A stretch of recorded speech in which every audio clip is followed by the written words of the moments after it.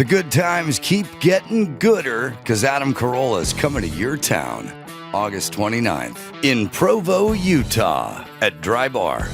Torrance, California, Sunday, August 31st, 2 shows at Mom Said Yes.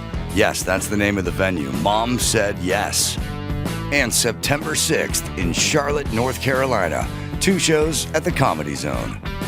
Coming up in September, El Paso, Albuquerque, Flagstaff, and more. Get your tickets for all these incredible shows at adamcarolla.com. He constantly put boots on the ground when he was working construction.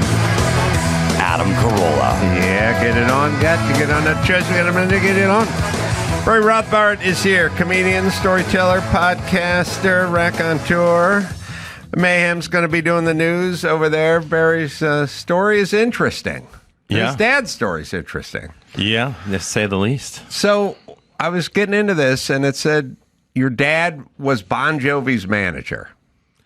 That's not true. That's what I... Yeah. That's well, what I... It's a longer story than that. I got it, but the very top of my list says your dad was Bon Jovi's manager. It's almost like and someone I thought, no. Read the No, first but sentence. you had me at the. He trains raccoons. Is that what you do? Yeah, I train raccoons. Man, it's cool to be a raccoon tour. Okay, Mayhem, don't get out of the gate with cornball. Sorry, I don't know what that means. I actually don't know either. Is it like a rebel rouser? Storyteller. Storyteller. Okay. A good storyteller. It's a compliment. Okay. All right. So anyway, your dad did not manage Bon Jovi. My dad. Did your dad have anything to do with Bon Jovi? Well, he lied. He was in the mob. And he lied to me for years saying he was Bon Jovi's manager. That was his lie. So I'd say in terms of the bio, there's a difference between managed Bon Jovi and lied to his son about managing Bon Jovi. Yeah, up That's until our I was 14, distinction. he told me he was Bon Jovi's manager, and I started to believe it less and less, and then he got arrested, and I found out he was a criminal. Uh-huh. Yeah. And he was what for the mob then? By the way, information is so weird because I remember thinking, Bon Jovi's manager and involved with the mob. That just seems like a weird combination of things to have. But all right. I mean, anyway, I didn't write told, it. So. Yes, he said he was Bon Jovi's manager. Okay, He said it. Yeah. That lie is still working to this day. I mean, it's a terrible lie, but it's impressive. If, you know. It's impressive until your son wants to see a Bon Jovi concert. That was it. That's the joke. Yeah. And then he's like, well, you know, the Giant Stadium is a kind of an intimate, you know. He actually kind of an he would say intimate yes. environment. He would go, yeah, I'll get you tickets, and then just hope I forgot. Oh, and it would really? just be like, you know, months would go by, and I'd be like, did you get him? He's like, no, I didn't. I just, you know, you don't understand. You know, like you hear manager, you don't understand what a manager is. Yeah. You know, I still don't. I had a manager. I didn't know what the fuck he did. I have one. I don't I know still don't know what they do. There's no. Right. Yeah. They take money and they eat. Yeah, That's yeah. what I know. Yeah, and they email And they email. sometimes. So he said that, and he was really working for the mob. But what was he doing for the mob?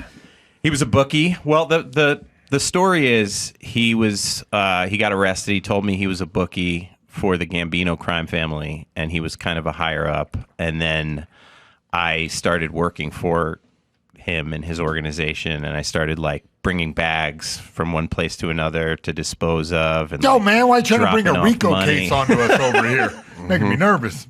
Yeah, and it was crazy. And then he dies of cancer, and he left deathbed audio cassettes about his life, and apparently he had a lot of lies, and he was doing a lot worse and weirder and darker shit than I had known. And that's where this story starts. It's an investigative podcast about what the hell is going on. I found out he might have had other kids. He was cheating on my mom the whole time. I had to tell her that. He associated with people who killed people. There was a lot of weirder stuff, and there's a big twist that I can't give away, but there was like it was very weird. Yeah. What is the obligation to share the cheating part with your mom?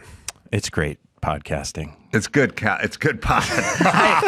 Can I tell you the way I'm wired is like I find out something like that, I don't share it. Yeah, with the Mom. truth is she asked. She asked. found out I was doing this, and she was like, "Did you hear anything weird?" And I was like, "Nah, you know." It was like, "Yeah, he talked about a bunch." And she was like, "What about our marriage? Was he seeing anyone else?" And I was like, She's going to hear the podcast. So I recorded our whole conversation, and she was like, I'm going to fucking, he should have fucking get killed years ago. Fuck him. Like, Really? she just really lost it. Yeah. Wow. She lost her mind. It's Good great. pod, though, right? It is I mean, honestly, I was like, this is great. So, what was his ethnicity and what was your mom's? Jewish. Jewish. Yeah, Jewish, and Not which what you is typically strange. think of in terms of the mob. He looked like Italian. He was big and fat, and he had like, not that every Italian's fat, but he had like slick back. But you know what I'm saying. He looked like the guy. He looked like that guy. So Not swarthy, the opposite. Whatever the opposite of swarthy. I think swarthy. Was he dark? I mean, I'm saying Jews and Italians can both look swarthy. Jews and Italians age similarly, where your ears get big. But let's look up swarthy. Swarthy to me means Swarthy, I thought was like debonair. no. It's like raconteur. It's a storyteller. No, it sounds different than what it is. Swarthy guys definitely train raccoons. Oh, dark skinned. Oh, I'm way off. Right. I've been calling people swarthy for years. Swarthy sounds debonair, like it is debonair, but Yeah. it really just means dark features. That's insane. Except for black people aren't swarthy. They're not swarthy. I don't know why. You think they'd be the most swarthy, but they don't get cut. They're not covered under But by swarthy. definition, they are. We just don't say it. Yeah, they're swarthier than the average guy. they're black. Oh. Swarthy, I think you have Swarthy's to like be olive. a white guy who's dark, with dark hair and dark Me? eyes. I don't know if you're swarthy.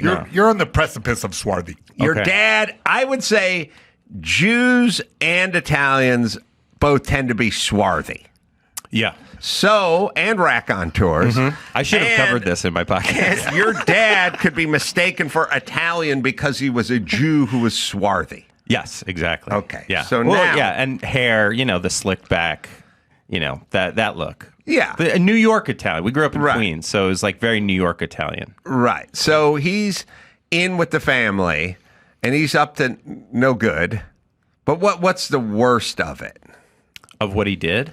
I mean, like as a son, you think, there's a lot of sons who go, look, my dad may have done something wrong, but he's trying to protect us or he's looking out for us or, and then there's cheated on mom, which is not great news as a son. But then there's killed a man to watch him die. And that's probably worse than cheated on mom. You know what I mean? There's a hierarchy. Yeah. Well, he wasn't killing people. It actually is about how he may have inflated a lot of the things he did. He claimed he was tougher than he was. And then I find out there's a big twist is that I'm not going to say it here, but he actually lied about something huge in our life. And, Oh, really? And it's about that. It's about me coming to terms with the fact that I may have done illegal stuff with him. Yeah, it's about our friendship. It's not about killing. I thought it would be. I thought I would go into it, but it's a lot weirder than that. He was doing weirder things. He was doing a lot of sexual assault stuff. Oh, really? He was like, yeah. That He was is weirder. And he was hated by almost everyone who I thought loved him, and he turned out to be a real much darker. I always thought he was an anti-hero. He was like the guy that's like, I do bad things, but I'm a good guy. And it's about me feeling like he might not have actually been a good guy at all. Why? Because like non-consensual finger blasting of waitresses? Not waitresses, no. Like people on job interviews and stuff. Wow, that's a Wow. shame. Yeah. And he had a great job too, and he was like the CFO of Ricoh Cameras. Do you remember Ricoh? Sure. Yeah. Yeah. He had a huge job in the early '80s, and he embezzled millions and millions of dollars from them. He sexually assaulted people there, and he got caught, and he ended up blackmailing the CEOs of the company to get out of it. How'd he blackmail him? He had info on price fixing that they were doing at the top. Yeah. Wow. Yeah, they were apparently price fixing a lot in the 80s. I've actually, what's funny is I'm not allowed to really say that it's confirmed, but everyone who I spoke to knew that he had this information. Because it never came out that they were doing this, actually. Ricoh was basically a competitor to Canon. And they made cameras back when cameras were a thing. And I don't know where Ricoh is now, although they may They have used the exist. RICO Act to go after your dad. Yeah, That'd be which is so ironic. funny. Yeah, That'd be that's funny. yeah. No, they were huge in the 80s in copiers. That was their whole thing. They were like making copy machines. They were. It was Xerox and Rico were making. Copy they weren't machines. making cameras. Then they started making cameras, Oh, and okay. he headed up that division for a while. That started making cameras. Where were they out of? They were out of Japan, and he was living in New York, and they had a headquarters in Manhattan that he was working out of. And I could remember seeing like old commercials for, I don't know if it was tennis players or whatever, but there's like the Rico. Yeah, so-and-so used the Rico It was camera. huge. Yeah, it was a huge company. Yeah. Now, a camera to my family in the 70s would have been considered like a big ticket, durable good item. Like we wouldn't have bought a camera because it would have been expensive. And then also, what is a camera for? Capturing memories? Like no one wants to remember any of this shit. So we moved on. So you didn't have a camera? No, we didn't have a camera. My mom didn't have a camera. My dad didn't have a camera. Nobody had a camera. It was considered. Well, it was something, and we did nothing. We did nothing. You know what I mean? No. So we just didn't do. You didn't on the do way, anything? No, we didn't do anything. Like on the way in, my producer, after his long-winded soliloquy about your dad touring with Bon Jovi for all those years, all the great years, and being a guitar tech for Jovi, and sitting in on some of the Slippery When Wet sessions, and all after we covered all of that extensively. We carved out a little moment where he would explain that your dad, gambled away $1 million and He did. made the family go bankrupt. And then I said to him what I say to everybody when their dads do something like this. I go, is there a demonstrable difference between a dad who gambled away $1 million and Jim Carolla, who's never seen $1 million and never had anything? We're both back at zero. Well, how did you feel about Jim Carolla? Were you close? We were like, not really, but like I would have been upset if he gambled away $1 million, but the other version of gambling away $1 million is just never having $1 million or any money at all. And then your whole life is like your dad gambled away $1 million, except for you never had $1 million. But everyone looks down on the dad who gambled away the $1 million. In no way look down at those dads. I think those dads can be fine. I think They gambled away $1 million, dads? It's addiction. It's like an alcoholic dad. So your dad gambled away $1 million. He was a gambling addict. He was big time gambler. The reason that I was told that my mom left him is he gambled $300,000 on the Red Sox to win the World Series in 1986 against his favorite team, the Mets. Oh, wow. And that was the Bill Buckner through the legs. And right. he lost $300,000 and she divorced him the next day. $300,000 in 86. $17 million now. Is it? No, I don't know. Well, look, I can tell you this. I mean, I can tell you in 1986, if you bought a home around L.A. for $300,000, you'd get a big home in Encino for $300,000 in 86. And that was pricey. And that same home is 6.2 now. You know what I mean? So whatever that was, it wasn't worth, it wasn't twice as much. It was so 7 much. times as much. I have no idea, whatever. yeah. And now with inflation, who knows? It could be worth that's what I'm millions. saying. That's what I'm saying. I mean, it's worth a lot. Yeah, there's no way to know. But at least $1 million. But either way, your dad. It was a lot of money. Your dad gambled away a lot of money. He was an addict, and he gambling addict. He was a gambling addict. He never took a drink, never did drugs. Just was a sicko, degenerate gambler. And I didn't know it. I thought it was just fun. Like we would go to OTB together and I was like, this is great. Like we get to bet on horses and like he would throw me like $50 when he won. It was cool. I was loving it. Your dad was into OTB and OPP. Yeah. If you really want to break down who that guy was. And SA. Yeah. He's down with OTB and OPP. Yeah. Yeah. Morgan and Morgan. All right. Let's get real for a minute. Everyone talks about summer being sunshine, backyard, barbecues. But as well as I do, summer's also prime time for accidents. Every slip by the pool. Maybe we got rear-ended on the way to the beach. That's why you need to know about Morgan and Morgan. These are good dudes. They're nice guys. They're funny. I've interviewed them a few times. And they brought in more than $25 billion. That's $25 billion with a B for clients just like you. I'm talking real stories. One guy got offered $500,000 for his injury, ended up with $29 million bucks, thanks to Morgan and Morgan. That's why they're America's largest injury law firm. Right, Dawson? Hiring the wrong firm could be disastrous. Hiring the right firm could substantially increase your settlement. With Morgan & Morgan, it's easy to get started, and their fee is free unless they win. Just visit forthepeople.com/Adam or dial #law #529. That's forthepeople.com/Adam or dial #law #529. This is a paid advertisement. This summer, Pluto TV is exploding with thousands of free movies. Summer of Cinema is here. Feel the explosive action all summer long with movies like Gladiator, Mission Impossible, Beverly Hills Cop, Good Burger, and Transformers: Dark of the Moon. Bring the action with you and stream for free from all your favorite devices. Pluto TV. Stream now. Pay never. I don't know.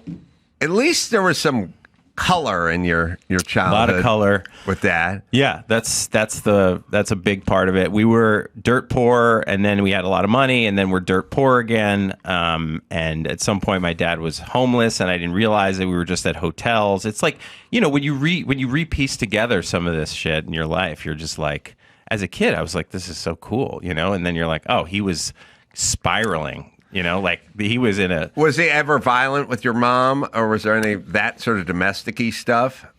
Not that I know of, but she claims, you know, there's a lot of sexual weird stuff that comes up here. And he had this strange thing. I spoke to a lot of his ex-girlfriends where he would jump... when he was having sex with people, he would jump into the closet and jerk off alone because he wanted to be private. Mm-hmm. And he had this strange affliction. Strange finishing move. You didn't bring this up at the eulogy, did you? Dearly beloved, we are gathered here today in this closet. Yeah. Eccentric he loved jerking off in closets. It's a strange fucking, like... Really? Yeah. And a few people said it. It was like a strange thing. Can we agree... Yeah, I'm agreeing with whatever you're going to say next. It's turning into Loveline. Can we agree that it's like while we make fun of these people and we don't, as a society, we don't have a lot of sympathy. Like, we don't have sympathy for pedophiles, but it is a disease to be attracted to a 9-year-old boy. Like, that's like a disease. You know what I mean? I couldn't, if you said to me, you know, what would you wish for your son? Would you like him to smoke or drink or if you had have addiction or something? Attracted to 9-year-old boys, I would go, well, that's the one I don't want. Yeah, it's the worst. And it's I would argue it's more powerful than drinking, smoking, gambling because it's in you. Like, you know, this will ruin your life. You will go to jail for the rest of your life. You'll have to be kept in solitary confinement jail and I'm doing it anyway. You know what I mean? Like that, it's a disease. Shoot your shot, yeah. And so, like, in the closet. Now, I'm saying just to be clear, I'm in total agreement that when it comes to pedophiles are terrible. And I was talking to Jay Moore the other day on our podcast. I listened. And it was great. He was thank you. And he was explaining to me that there's such a thing as a porn where women make anime faces when they're getting pegged from behind. You know, what does that mean? Well, again, the ooh like this. Ooh. Yeah, they make. I don't know. Yeah, well, it's a new thing. The young girls are all into it. Well, like some people can do a face that kind of looks like a horse or a duck or something. Like when you see it, or Jim Carrey or something. Yeah, it's called. So they mug. It's called a Higo porn face. Yeah.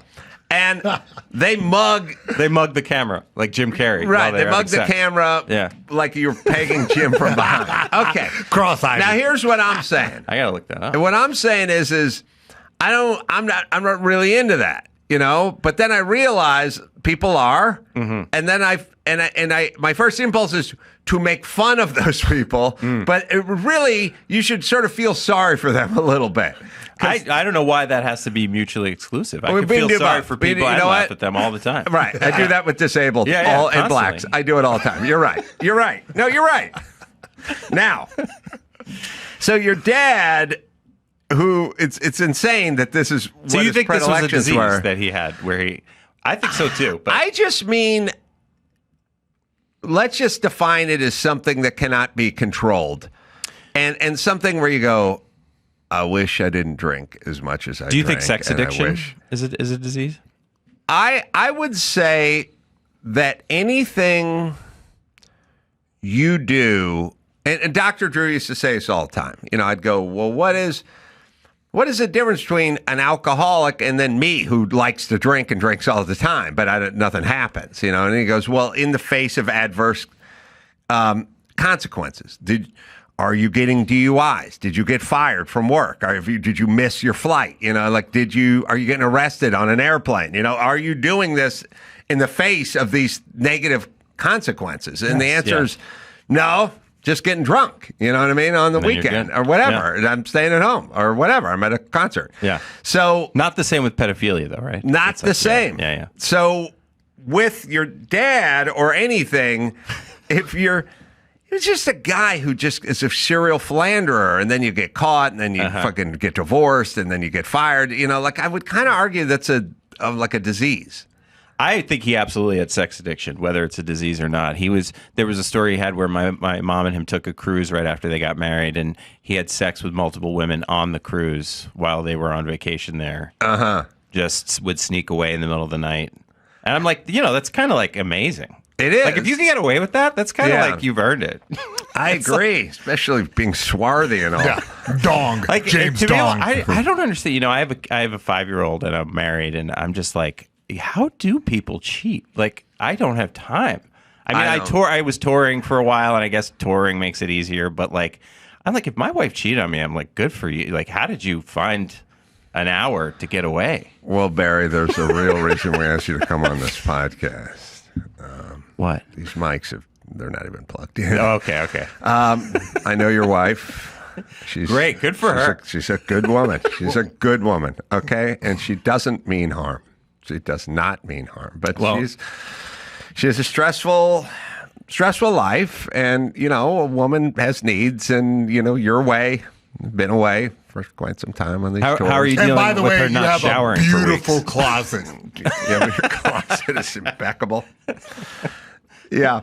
So can I tell a weird story that has to do with Dr. Drew and you? Yeah. Because this is something I was thinking about for a while, that the first time I ever jerked off was to your voice. Ooh. And I've been talking about this forever, and I've never had the chance to meet you. We've been in stand-up, and I've just been like, not the first time I jerked off. The first time I ever came was when your voice was on. I was listening to Loveline. Oh, okay. So I'm going to go with some sort of quasi-nocturnal emission. No. You were with a woman the first time you came? No. I was listening to Lovelines. Yeah. In my room with right, but headphones you said not on. Jerked off. It's not the first time I jerked off. Oh, it's the first time and it was something came out. Yeah. Mm-hmm. It was. You were probably talking to some caller about her period or whatever, and I just got hard, and I was just like, and it was. I didn't even have to do much. It just was. And I was terrified. Were you out here? What? Were you in Los Angeles or where were you? New York. New York. Yeah. I didn't know we were on. I was in the studio. This is the weirdest thing. You're on the console. Yeah.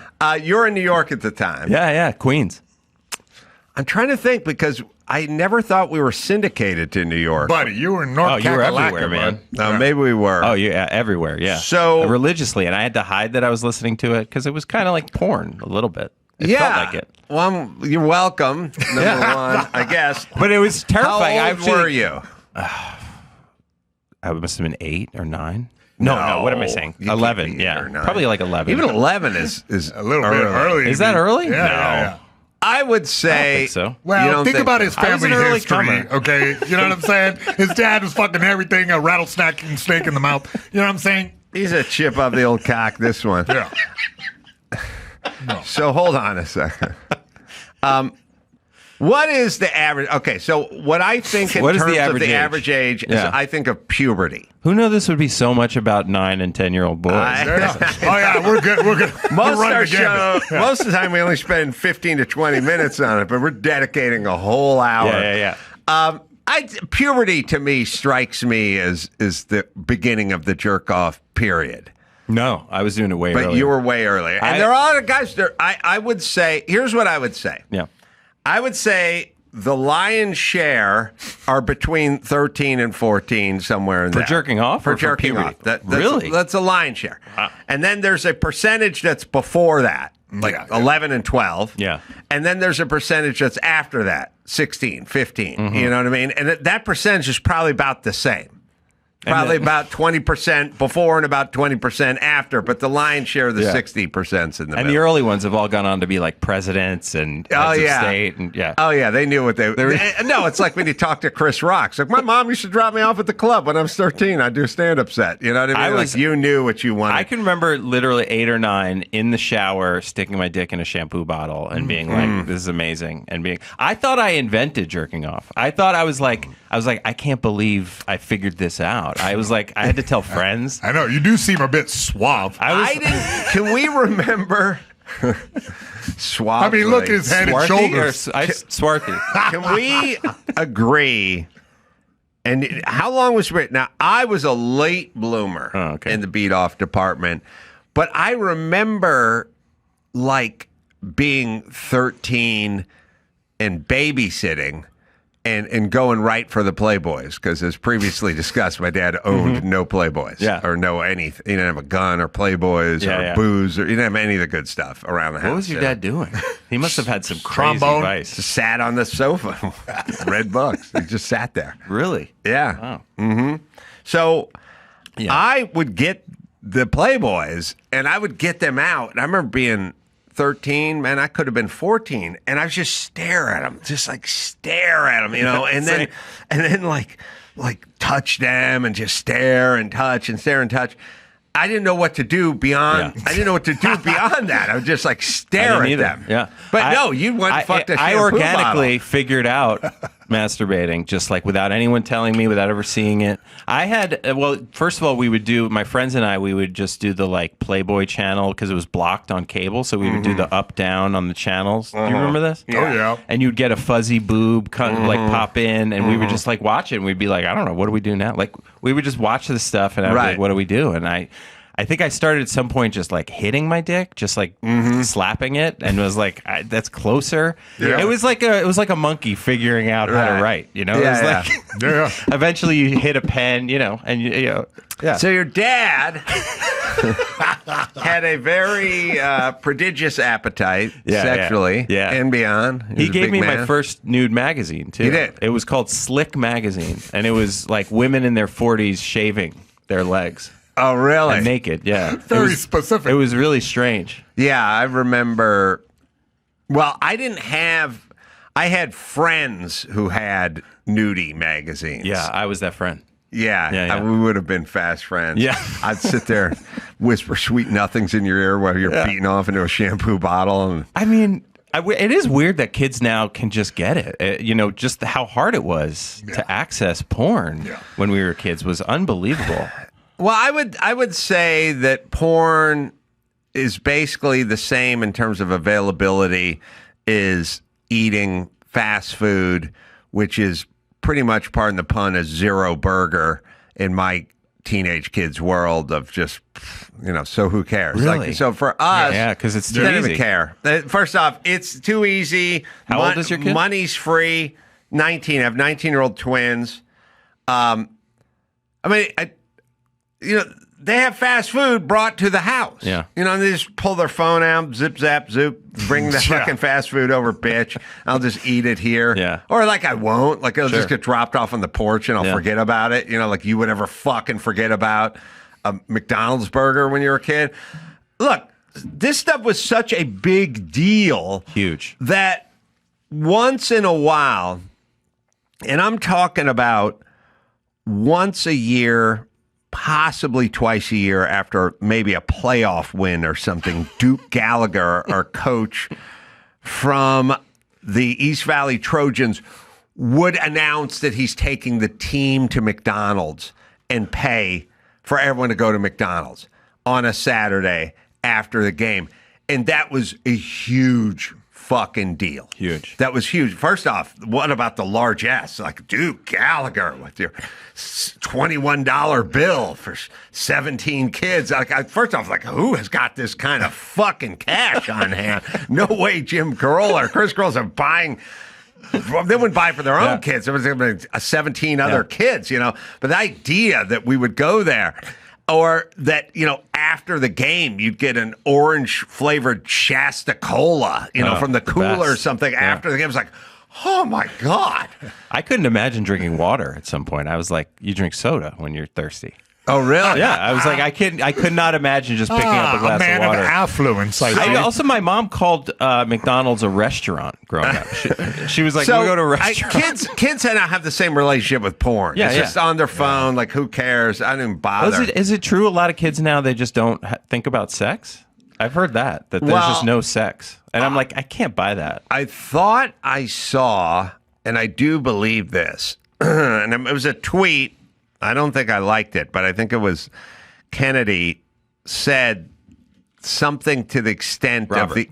Yeah, Robert said, Jr. said that the average American male at 18 or 19 or something now has the testosterone levels of a 68-year-old male from back in the day, from like the 50s or something. And I totally believe it. Now, look...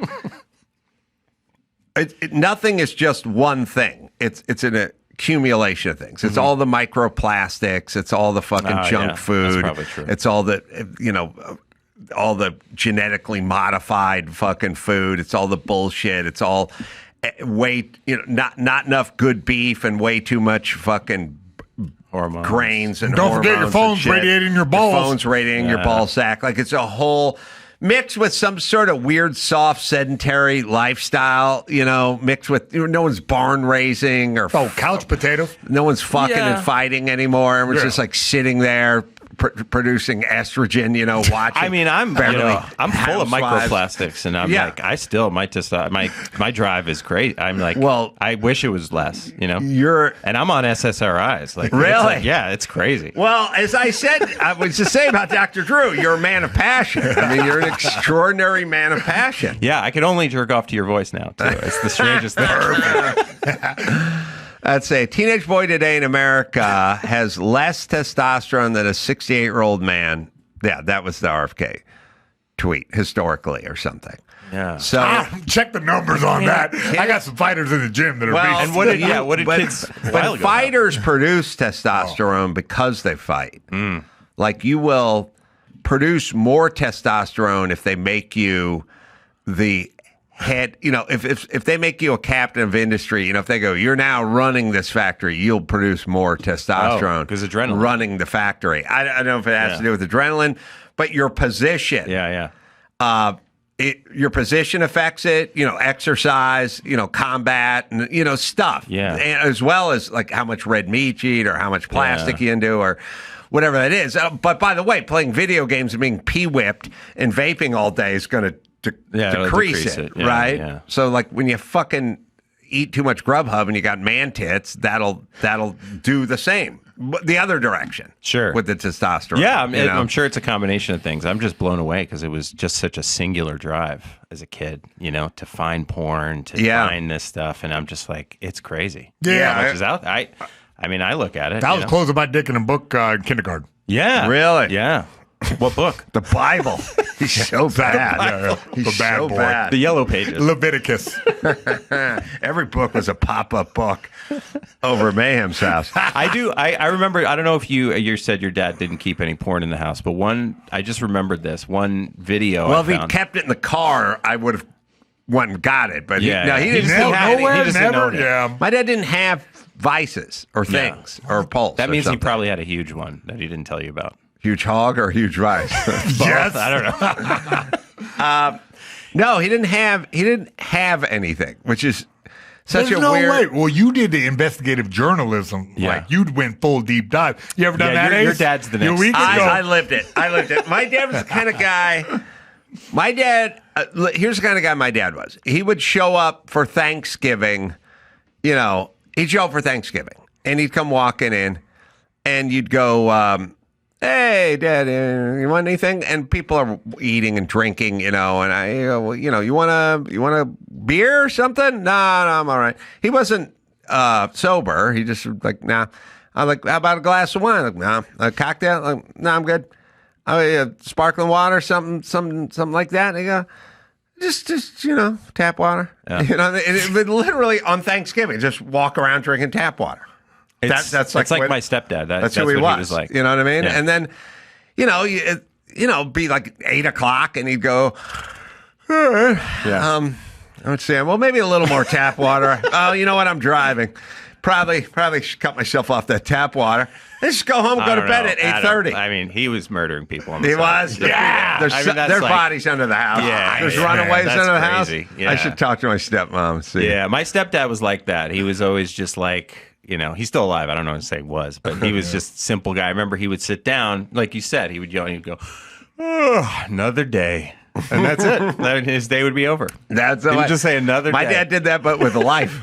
He'd just sit down and go, and then his life was over. That's it. And Yeah. here we are. If you gave him a chair and the Yankee game anywhere on earth, he would just stay there until you picked him up. Yeah. Yeah. I had to give my dad a chair and a Leo Buscaglia book. Was it Buscaglia? Look up Leo Buscaglia. That's all. It's just you just give him a book and a chair, and he just sit there. Yeah. And maybe some tap water. Is that a better existence? That's got to be a better existence, right? Than like just having Running to drive. numbers for the mob. Yeah. It's a weird, you know, it's Oh yeah. yeah, what was Leo Buscaglia's? Who the Looks hell like is this? Saddam Hussein. Yeah. What was his, what would we call him? Like, what would his claim to fame be? Look like a therapist. Raconteur. You can look, he can look, Dawson can look up Leo Buscaglia, but that's all my dad wanted. A little hose water, folding chair, and a Leo Buscaglia book. I heard a theory that some people. Hold on. Motivational speaker. No. Oh, he was a motivation. No, he wasn't a motivational speaker. But, I mean, he did motivational speaking. But Rocky Blyer's a motivational speaker. But if you say, who's Rocky Blyer, you have to say, he won 4 Super Bowls with the Pittsburgh Steelers, a Vietnam vet who starred in the backfield of Franco Harris. You wouldn't say motivational speaker. Everyone He was ends known as up. Dr. Love. Dr. Love, that's right. And he wrote books. He was an author, right? He was an author, a motivational speaker, and a professor. Yeah, I'm only being a douche I because know, if I said I you give know. my dad I a know. book and he sat down and read it from a motivational speaker, then that doesn't make sense. He was an Yeah, author yeah. and a whatever, but that's all. I don't know what to make of. I don't know what to make of things like life, you know, and what's better. Okay, what's better? So I just got back from the track, which is not the kind of track your dad's used to, but it's a race car track. Yeah. And then I was hanging around on Rick Caruso's yacht, and then I was on the lawn at Pebble with $10 billion worth of cars, and I was Today. No, today would be tough. Okay, It'd be yeah, tough yeah, for yeah. today because Okay. it's at least it's like 500 miles away. Okay, yeah. But I Gotcha. just got back. Is Okay, what gotcha. I'm sorry. I didn't. Yeah, I yeah. mean, I got back 2 days. A day ago. Or whatever. When I said just got back, like if I said I just got back from I was Europe. like, this guy is busy. He's living his life. Quite the We're all rock out on there. It's tour. like- It's 1:30. We were out on the lawn at 4 a.m. looking at cars, and then I jumped in my car and got back here by noon. No, these things take place over the weekend traditionally. I am too. with you, yeah. So, the bunch of guys with super expensive cars. And I don't mean $500,000 cars. I mean $50 million cars and lots of that and lots of real big collections. And went to guys' houses that had real significant collections and literally where you pull in and the garage is 2 stories and has 40 cars in it. And it's a kind of a wealth that goes beyond what you think of when you think rich guy. Mm-hmm. You're going, and you walk in and there's a person serving wine. You know what I mean? Because this guy if he invited a couple people over to look at his cars and didn't have a butler serving wine, then that would be gauche. That would be considered. He wouldn't do it, even though he just come by and look at the cars. But he has to have a staff of people that are there to guide you, to serve you, to show you, to greet you. This kind of stuff. And then, you start kind of thinking about it and you go, well, Jesus, man. I mean, you got to go down there. You do a race. It costs a lot of money to enter the race. It costs a lot of money to get the car out there. The car breaks. You got to fix the car. Like shit happens. Then you got to pack the car up and take the car back here. And now there's a trailer and a dually truck sitting in my driveway, and I got to figure out what to do with it, and the car's in it and stuff like that. And there's a part of it where it's like, man, this is a big ass hassle. And then it's also it's expensive and it's a hassle. So then you go, I don't know, maybe old Jim Carolla had it right. Because like Rick Caruso has to deal with a yacht and 35 people working on his yacht. And he's got to deal with, he's got to make sure there's enough whatever. I mean, he's got people. Don't get me wrong. I think super wealthy people, they don't want comfort. They're not seeking an easier life. Right. They're seeking power. They're seeking things that maybe I don't even understand. But I don't think they're seeking an easier life. Do you think so? No. Not easier. No. I believe, and I don't think it's power per se. It's like winning. You go to the yacht, everyone knows whose yacht it is. And he, by the way, Caruso, ferries us back in the boat to take us from the yacht to the dock. He tells the skipper of that boat, slide over. He grabs the wheel. Cool. And he's talking. And by the way, drops in at the dock, pulls a Brody, comes around, throws it in reverse, and just stops it perfectly in front of it. And there's like a smattering of applause of the people on this thing. And you're like, that dude, everyone knows, my son's wearing a hat to the track. The next day it says Invictus in it. That's the name of the yacht. And I don't think that kind of pride is a bad thing. Like I don't. Like I don't either. I'm at the track all week. Tons of people come up to my car because it's kind of recognizable historically. My name's on the car. People come by and they go, "Oh, hey man, could we get a picture? I didn't know this was your car." And then at some point they'll go, "Are you driving?" I'll go, "Yeah, I'm going out this afternoon." And they'll go, "Oh, that's so cool." And then I feel a little bit good, and that it's not about dominion over them or power or anything. It feels good. I just use that as an example. I do think life becomes a lot easier when you start to look at what it is that certain people want more than anything else. And that explains them. Like, if you start to look at famous people as people who want fame more than other people. Right. Or I just never I value money. I would love to have money. But it's never been a huge top motivation. I wouldn't have been a stand-up comedian if it was, It's never been, and I think for a lot of people, there is a drive to be like, whatever that huge drive is, it's definitely not an easier life. Because I could imagine Rick Caruso's life is like a nightmare of sorts for certain people. If you plopped a certain person into that life, they'd be like, I can't handle this. I literally have felt, I can't remember if I was talking to Leno on the air, but I felt bad because he called me about some favor he needed, and I helped him out. And then I was just thinking of him the other day before I went to the track, and I said, I love that you call it the track. Well, it's hard for me not to think of you going to like the dog track. It's a racetrack. Yeah. But before I go to Laguna Seca, it's car weekend. So I call Jay and I just go, "Hey, Jay, you coming out?" Because he always comes out for car weekend. Mm-hmm. He'll go to the lawn where all the, where the concourse is, but he'll go by the track, hang out, so on and so forth. And he just was like not in a good way. And he was just like, it's like every 10 feet someone stops me and wants a tour of the garage because everyone gets a tour of his garage. And he's super generous with it, but the word's kind of gotten out that he's real generous with the tour, and everyone wants the tour. And charities auction off the tour of his garage. And yeah, I just did a thing where it's like, I give you a tour, me and Leno tour his garage for charity, and it went for like $15,000 or something. It's great. And he's magnanimous and everything, but he was like clearly just tired, and his wife is ill. And he's got these late night jack off guys busting his chops about saying, why do we have to get into politics? Can we, Johnny Carson, everything? They all go after Leno. And he's just like, I felt bad, and it was like, yeah, he's a guy who has a bunch of stuff and we're all aware of it.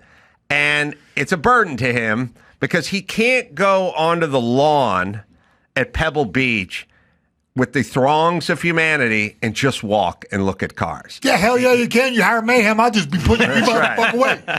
You have to stop. Everyone has to stop him, and then they have to go, my daughter's a charity. Sure. Don't give a shit. Get out of the way. I've never been Mr. able Mayhem. to, I'm not that famous, so I've never been able to understand that. I know. But yeah, Ace. every time I hear it, I'm always like, that would be, I know this is not true, but I was like, that would be a good problem to have. I don't know. I know that's not true once it's not happening. Well, I don't know that it's a problem. Well, first off, it's like, I don't know. It's like saying somebody married you for your money. Oh, I'll take that problem. It is a problem. But what I'm saying is he likes being Jay Leno. He likes being famous. But he loves cars. He loves Car Weekend. And it was too big a hassle for him. Yes. He didn't want to deal with it. Yeah, I get it. And I feel bad because I would be crushed if I couldn't go enjoy that weekend. That's basically what I'm saying. I totally understand that. And also, side note, Jay Leno is a great guy. I did The Tonight Show, and he's motivated by, I think, 3 things. Cars, performing stand-up, and denim. Like that guy gets in and out of denim quicker than anyone I've ever seen. Well, I did kind of want to say, like, you shouldn't dress up in a Jay Leno denim. Like, don't use denim contact lenses, Jay. If you want to fly under the radar, there's a way to dress. Yeah. But he, when I did The Tonight Show, I was so nervous. It was my first late night show, and he came into the makeup room, and we just chatted about stand-up. I did Conan. He was nice, but he wasn't like very friendly. Yeah. Leno just loves talking to comics, loves talking about stand-up. He loves performing. Yes. I think that guy loves performing more than most comics I've ever met. He just loves the act of telling jokes in such a pure way. Yeah, he does. Yeah. He absolutely does. And he called me to ask if I could use one of my jokes and stuff, which is something that's weird. Oh, really? Yeah. Yeah. Were you still using it or his old joke? I never used it. You want to tell it? Yeah, I don't know what it is. I know what it is. I never did it in stand-up, although I should do it in stand-up. I don't know if he ever ended up doing it in stand-up, but it was basically the concept of, this is years and years ago, but it was basically the concept of when men, you go to a strip club and you look at the women and it's a fantasy, and it's women come out and they're dressed in lingerie. They're basically dressed like prostitutes, and then they get naked but there is no theme. But women go to a strip club and watch men strip, and they come out as firemen and cops and lawyers and whatever, and then they get naked because a big part of the fantasy has a job. Like, this guy's working, and I'm looking at his cock, but he works. I prefer my strippers. Great joke. Yeah. And you shouldn't have given it to him. It's conceptually good. You know what I mean? Like, the concept is good. Part of the fantasy is they don't want to fuck some guy who doesn't have a job. Has a gig. Yeah. We don't care what the fuck she does. She just gets. Well, we know what she does. Her job's getting naked. I think we like that. Yeah. So again, the fantasy. That would be really funny. A female employed stripper coming out as like a raconteur. That's like a fireman or something. Yeah, be confusing. Yeah. You're like, listen, I'm going to go to the closet and really think about this for a minute. So yeah, that's fun. I don't know. That's a good joke. It is a fun thing when someone's like, hey, can I use that joke that you're like, you don't tell anymore? And then your PC is like, man, that was a good joke. Should I start doing that again? I know when Leno wants a joke, you go, well, maybe that was a good joke. Yeah. Yeah, I didn't even do it. He just heard me talking. Like, it was a conversational joke. No, it was like we're on a podcast or a radio show, and I was just, I was just riffing. Yeah, I've done that. I stole someone's conversational joke. Wasn't a comic. I Oh, totally really? stole it. Yeah. Oh, yeah. What about that? Does that The count joke- as stealing a Yeah, I'm joke? trying to find out the rules right now. I had this I mean, it's not a terrible joke. It's a stupid joke. But the joke was like, what's the most confusing way to order chickpeas at a restaurant? You go, chickpeas. Mm-hmm. And my friend this guy I knew just said it. And I was just like, I should try that. Mm-hmm. And I just did it on stage. This was when I was just doing whatever like you're stupid saying, jokes. Check, please. Sorry. And he would, and he found out, like I did it on my Comedy Central Presents, and he saw it and he was like, that's so cool. We talked about that. And I felt bad. I felt bad, but I also was like, I don't feel that bad. I don't know. He's not a comic. Oh, yeah. See, my non-comic friends, like, we all talk shit on the damn Call of Duty, and then I inevitably steal their jokes. You do? Yeah, I Okay, do. so yeah. Just blatantly, right to their face and say, yeah, I stole it. What are you going to do about it? Yeah. It's Well- different with comics when you're hanging out with comics. I know. I have a deeper thought, but maybe it's an internal thing, which is I worry about wasted ability and wasted potential. I don't like.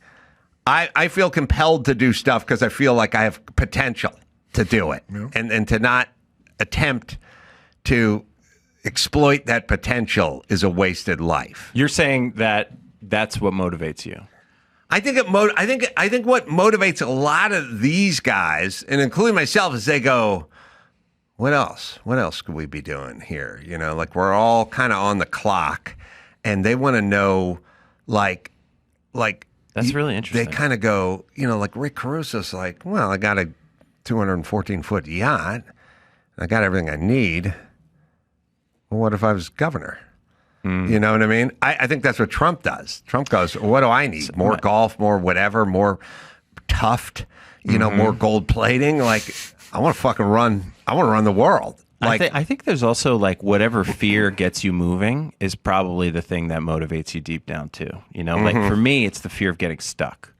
I have this huge fear that I will run out of options financially, career-wise, everything, and I will just be stuck. And that fear is what motivates me above all else to do more, to constantly be like, there's an option. I'm not going to just fall apart. There's 6 things I could be working. That's why I take on too much shit. But wasted potential is really interesting. I think that's like a really interesting concept. I think about that too. I think mostly what got me into comedy was the sort of wasted potential theorem. That for you. For me. Yeah. Like I was probably, That's so interesting. Sort of stacking drywall on a construction site going, I think I'm a comedic genius. I think I have like a comedic savant. Hell yeah. Like I think I'm a comedic savant. Yeah, I did. Back then, on I did. stacking that, you'd believe that's cool. I would listen to all these fucking jack-offs I know. on the radio, and I just go, funnier than him, funnier than him, funnier than him, funnier than him. As a matter of fact, I never had any. I'd show up first time I did Howard Stern. I'm like, funnier than him. Yeah. That's what I believed. And so not in a bizarre or arrogant way, just like in a John Jonesy octagon kind of way. Like, I'll kick his ass and I'll kick his It ass was and I'll Craig kick his ass Kilborn and then for me. his ass. I watched Craig Kilborn and right. I was like, this guy's a show? Right. I'm funnier than this guy. Well, I did the same thing. He wasn't I've been a waiting comic. to say Hold on, that. yeah. I'm always like, what the hell? John Henson? all right. John Henson. Craig, listen, You know what I'm talking about. listen. I love that guy. Craig, all right. Craig Kilborn had a badass. show for a reason, which is the same reason. It's an interesting thing that people should know and don't really. But as long as we brought up, I brought up Stern, and then you brought up Craig Kilborn, so then I'll weave that tale. Yeah, please. Okay, so there is David Letterman. David Letterman is not Leno. He's not a nice guy at all. And he's a talented guy, but he's not a nice guy. And he, at some point, had a choice as to who would go at 12:30 after him. He's going to go 11:30 to 12:30. Then who's coming on after him? Well, the choice and the assumed direction that this was going to go and the things were in place was a kid by the name of Jon Stewart. I see. Now, Jon Stewart is good looking, funny as shit, and just a ball of talent. And you think Jon Stewart's funny, or maybe your mom does or your dad did, but I'll tell you who knows Jon Stewart's funny, and that's David Letterman. Do you want a guy who's younger than you, better looking than you, and maybe funnier than you going after you? Yeah. Is that what you want? Quarterback. Because now, you don't want Steve Young on the bench. Yeah. Now your contract comes up in 3 years and we're going to renegotiate, and somebody goes, you want, $32 million a year? Jon Stewart would do it for $6 million. And you know what? We like you, but not for that much. I didn't know that. That's so amazing. Let's put unlikable and unfunny Craig Kilborn. Who do you think Letterman thought Craig Kilborn was funny? I don't know. I mean, I was young. Or I don't not know. likable or anything? I'm not even talking about... but that guy goes behind you and he stays there for perpetuity. O'Reilly Auto Parts. Yeah, O'Reilly Auto Parts. They're in the business of keeping your car on the road, y'all. O'Reilly Auto Parts offers friendly, helpful service and the parts knowledge you need for all your maintenance and all your repairs. I always go to O'Reilly. I just got back from the track, so I had to do a lot of prep for those cars. And O'Reilly, well, that's where I go to get my parts. Always have. So whether you're a car aficionado or an auto novice, you'll find the employees at O'Reilly Auto Parts are knowledgeable, helpful, and best of all, friendly. Yeah, the guy held the door for me last time I was walking out of that place, and he worked there. Stop by O'Reilly Auto Parts today, or you can visit us online at O'ReillyAuto.com/Adam. That's O'ReillyAuto.com/Adam. This summer, Pluto TV is exploding with thousands of free movies. Summer of Cinema is here. Feel the explosive action all summer long with movies like Gladiator, Mission Impossible, Beverly Hills Cop, Good Burger, and Transformers: Dark of the Moon. Bring the action with you and stream for free from all your favorite devices. Pluto TV. Stream now. Pay never. I was supposed to be on the Howard Stern Network. This podcast was supposed to be on the Howard Stern Network. Oh, really? Yeah. And I was going to do it for free, and they called and they set the whole thing up. But it got canceled at the last second, and they never told me why. But Howard Stern did know I was funny. And we ended up with Bubba the Love Sponge or whatever crazy black guy who likes UFOs. And you would sit there and go, well, what the fuck? If you like Howard Stern, why the fuck would you like crazy black guy who who believes in Sasquatch or Bubba the Love Sponge? Yeah, well, if you like Letterman, why would you like Kilborn? You certainly wouldn't like Kilborn if you like Letterman, but Letterman liked Kilborn because he didn't want Jon Stewart there. It's like, it's sad, but it's like, so it's like bringing an opener on the road. It's tactical. Yeah. I mean, a lot of people do that. Listen, you're making business moves here, Sure. people. It's not all art. So Well, I just Kilborn- like to say I'm opening for Craig Kilborn. He's coming up soon. So you don't want to bring... How does that work, the openers? Well, I'm not saying I do this. I prefer bringing someone I like hanging out with, honestly. Right. I think that's Who's like super the thing. unfunny. Well, yeah, I guess so. They can't be funny in the same way I'm funny. It's when the guy goes up before you and is crushing. It's like hard. It's something to think about. It makes your life a little harder, but it also makes you better. So I don't know. But I've known a lot of comics who are like, and the thing is, when you start out, and you want to be a feature, you want to be an opener. You're always like, look how funny I am. Look, you got to be nice to hang out with. Have a car. If you want to start being an opener, having a car is huge. Mm-hmm. And then the other thing is, you got to be funny, but not in a way where people are throwing chairs around the room and you're like, it's that raucous, but funny in a different way than the guy you're opening for. Well, I'm going to say this in parlance for Mayhem over here, as he can understand. Kilborn 2025 tour. Check me out.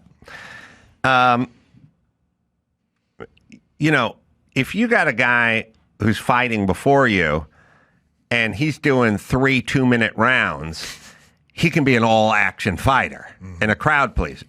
if you're doing 5-minute rounds, you got to pace yourself a little bit. Yeah. And so the guy goes on before you. He may not even be a better fighter, but it's all action for 15 minutes, That's right? Yeah. You got to go out there and do an hour.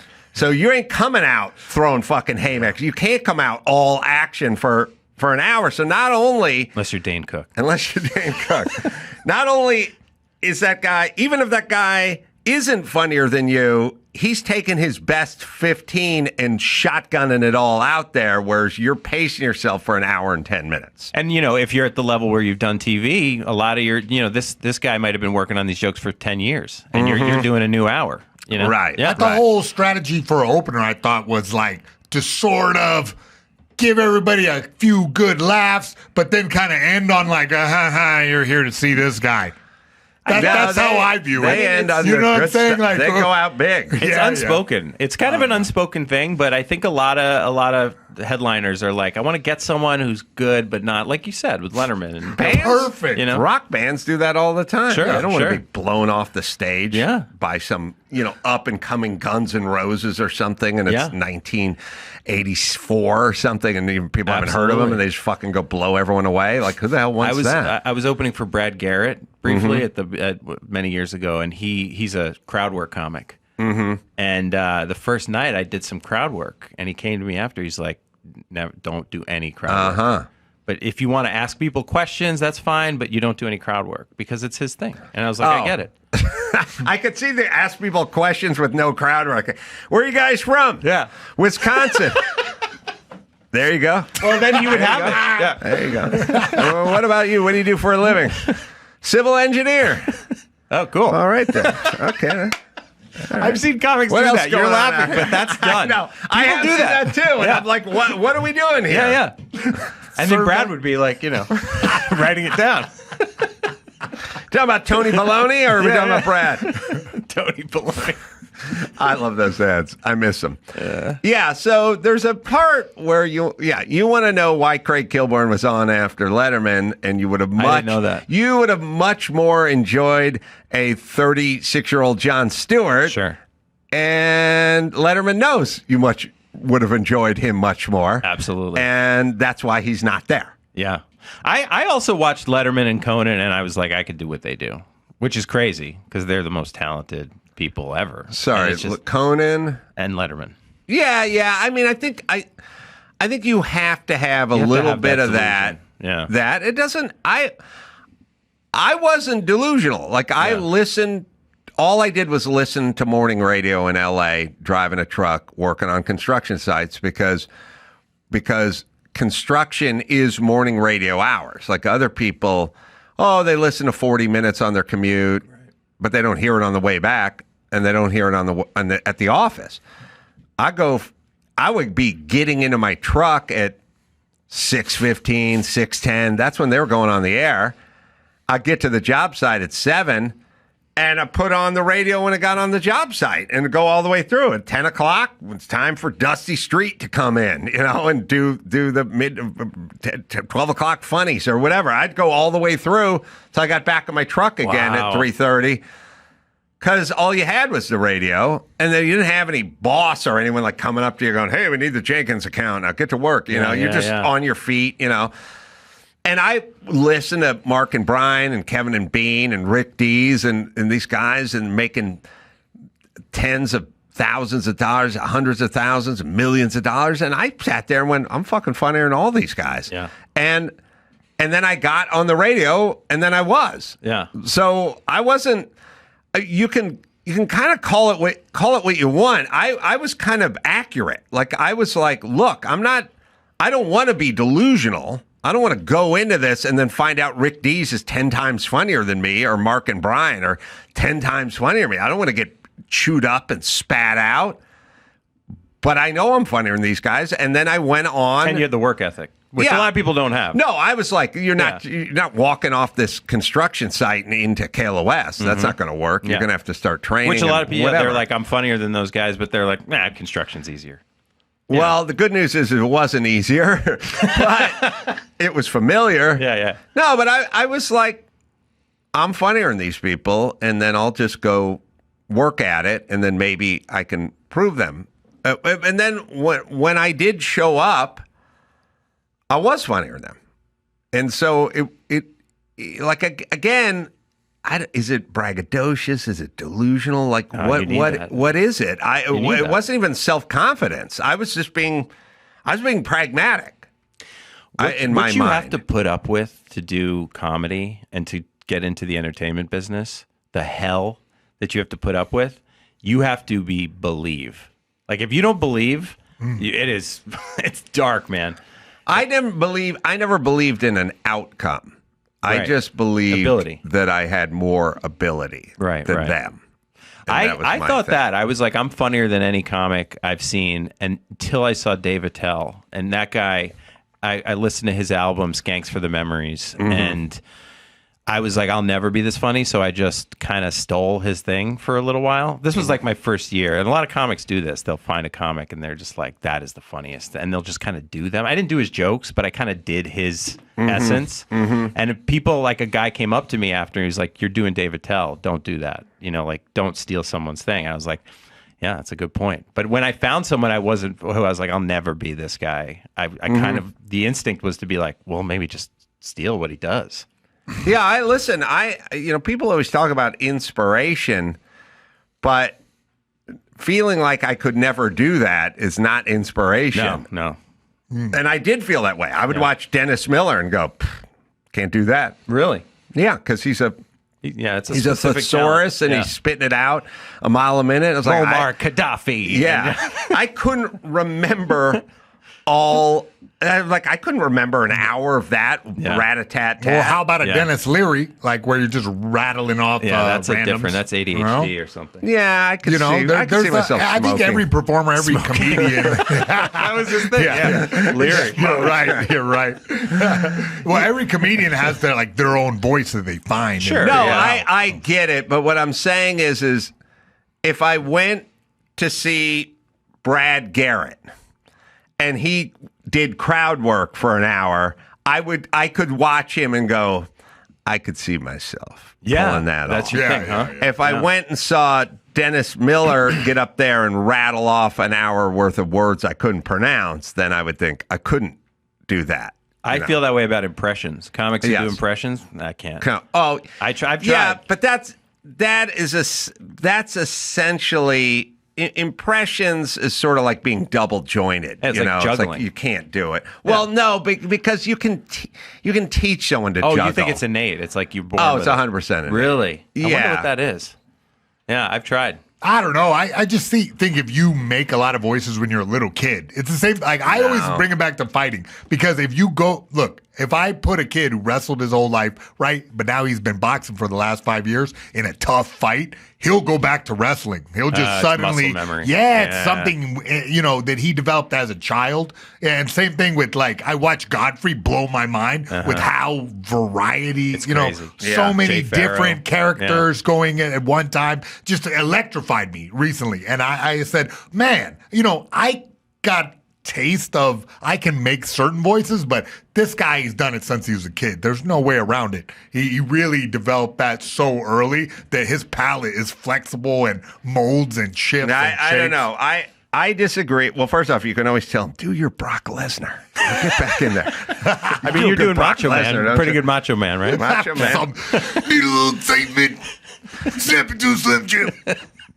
The whole, look, I know a guy who can take his tongue and turn it into a taco shell. It just goes up, makes a capital U, right? Yeah. And that same guy can also roll his tongue. I mean, literally like a wave goes down his tongue. And then you go, and he can take his tongue and flip it over. So it over. I got to go to the closet real quick. And then there's me. I go, what can I do with my tongue? And then I go, try to flip it over. And I'm like, I can't do it. It's just, there are a lot of people who make their tongue go to a point. I don't know even what it is. Is it 30% of people who can make let's see. Yeah, but that's curl. I could hold my... Can you do I got this one. I'll show you this. You can turn it over. Yeah, both ways. I can hold my pinky in my hand. Isn't that bizarre? Yeah, that is weird. Yeah, that's a weird thing I have. Stupid human tricks. What I'm saying is It's not because you started doing it when you were a kid. It's just a thing. The impressions are a thing. Really? It's a gift. Oh, Dawson can do the pinky No, he's not thing. doing it. He's got a little meat coming out there. Yeah, not His to your looks a extent. bit. Yeah, my yours extent. looks Like, uncircumcised. it looks like I'm like holding a different person's finger. Yeah. Yeah.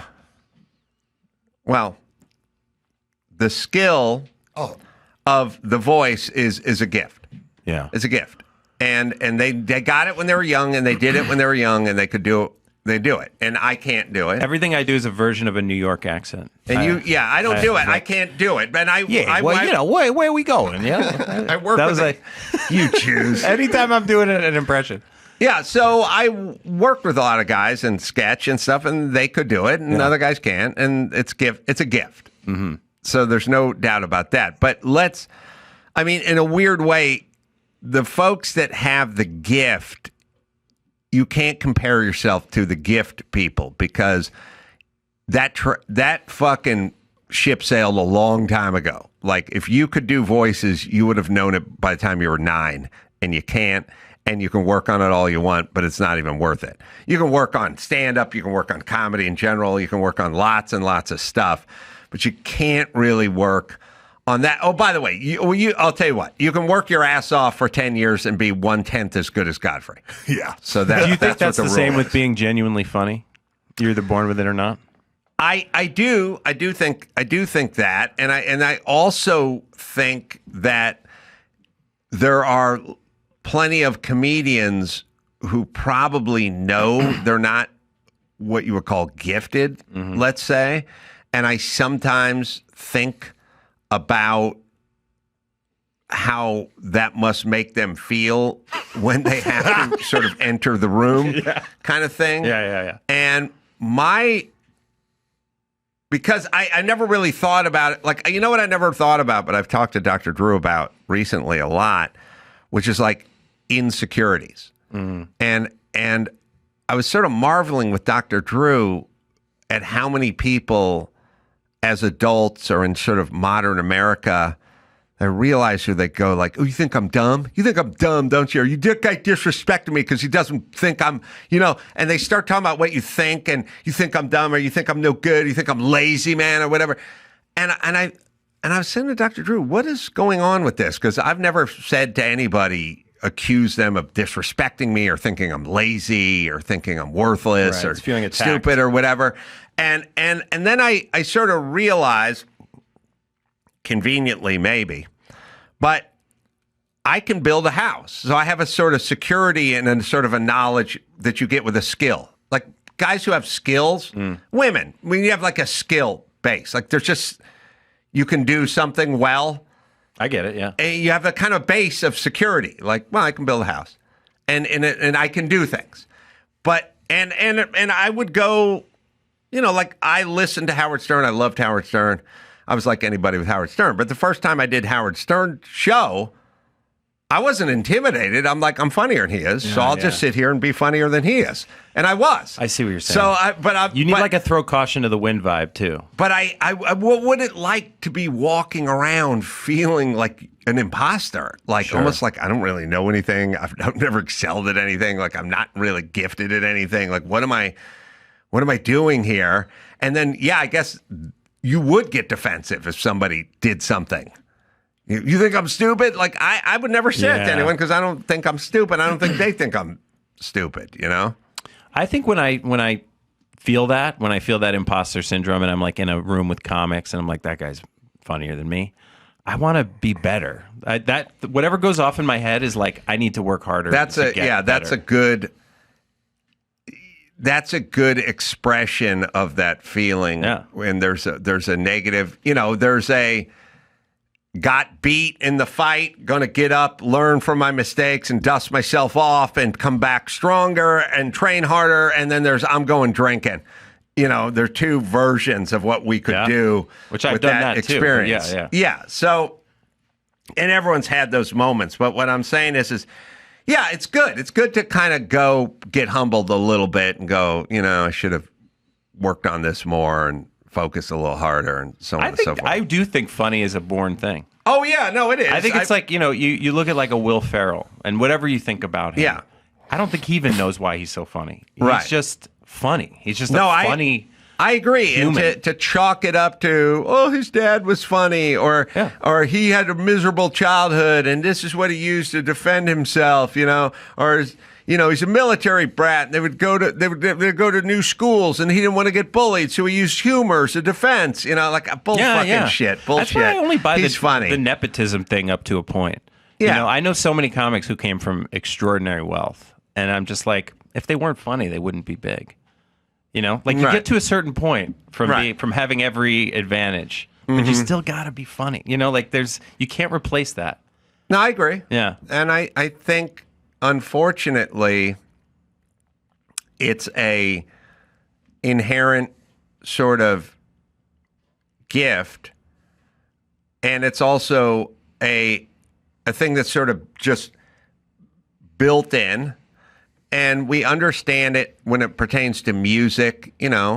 Every drummer, you talk to any drummer, you talk to Tommy Lee, like, how'd you start? Well, I was 6. I started banging on pots and pans. Every drummer was banging on pots and pans. And then at some point, they got a drum kit. And then there was no looking back after that. So you go, well, what was that? We go, well, that's Tommy Lee. He's here to drum. Yeah. You know what I mean? And and there's that way with singing and with dance and with they love this or they're artists or whatever. It's the same with comedy, but we don't really recognize it, which is weird. It's like comedy's the only gift people try to talk you out of. You know what I mean? It's like no one goes, you know what? I really love kids. No, you don't. I do. I love kids. I want to work around kids. Nah. Don't do that. Don't do that. Your dad says no. I love kids. I love more being people around kids. embrace sword swallowers than comedians. Right, it's like right. Your dad was a sword swallower. You should be. You're so right. Yeah, it's a very strange I was skill. a comedian my whole life, and I had people yelling at me, "Shut up! Shut up! Shut up!" You know what I mean? So if you're telling a comedian to shut up, then you're basically saying, I'm trying to yell you out of your gift. You know what I mean? Yeah, but it's so. One of the weird things about comedy is it's one of the only art forms or professions where if you've succeeded in something else, they just allow you to do it. Oh yeah, right. Perfect. It's like if someone's famous from anything else, they're just allowed to tour and do stand up. Right. Whereas it's never reversed, right? It's like if Obama wanted to do stand up and headline any weekend. He would be allowed to headline any weekend, but people can't go be politicians just because they're famous being something else. Yeah. It's a strange thing, and they allow people to do this all the time. Gronkowski, he did a stand-up special. Yeah. He did? He did, yeah. Yeah. Just because he wanted to, Yeah, I mean, some of that is that the genre's been stretched and morphed in so many different shapes that what is stand-up anymore? It ends up being an evening with Gronk. You know what I mean? So it's like, he's going to tell some stories. He's going to show some pictures. How hard could it be? I'm just going to talk. I talk for an hour. Yeah, but, I started doing live podcasts 16 years ago. No one even knew what the fucking live podcast was, but now it's accepted. It's a live podcast. Have to have one. So everyone has to have one. What is this guy doing? Well, he's not doing stand-up, but it's funny, but he's standing up, but it's not really, and so now you can do that. I mean, I'm going to go out and do a show with Megyn Kelly in a few months, and she's going to get out there and she's going to tell some funny stories and she's going to get some laughs. And then I'm going to come out and I'm going to do some time and then I'll interview her. She'll interview me. And then what will it be? You know what I mean? Is it stand up? Is it an evening with Megyn Kelly? Well, she's hilarious. So. She can be. She can talk. I can tell you that. That's fun though. And people will come out for that. Yeah. I mean, so there is no more. It's really, you know what it is? You know what's going on with comedy? What's going on with comedy is what used to go on with music, where they just go, look, David Soul from Starsky and Hutch. Yeah, you got a hit show. Yeah. Can you sing? No. That's all right. Come on, let's make an album. You're so right. Just go make an album. Yeah. You got Shatner cutting albums. You got Spock is cutting albums. David Soul's cutting albums. Hey, you're on TV. Hasselhoff, get over in here. You make an album. Or a cookbook. Or a cookbook and an album. Well, ladies do a cookbook. Dudes, we're singing. Right? And before you know it, you got John Travolta cutting albums. Yeah. Right. Okay. So how did that? Well, now it's that way with stand-up. Like, Well, you know what it is. It's a very quick way to monetize fame. Yeah. and Podcasts, stand-up. If you're famous, they're guys. right to the money. No, guys like Piven, Jeremy Piven, who I like. He's gone, look, I'm an actor and I'm a comedic actor and everyone knows who I am and I'm going to go out and make some money and I'm going to start doing stand-up.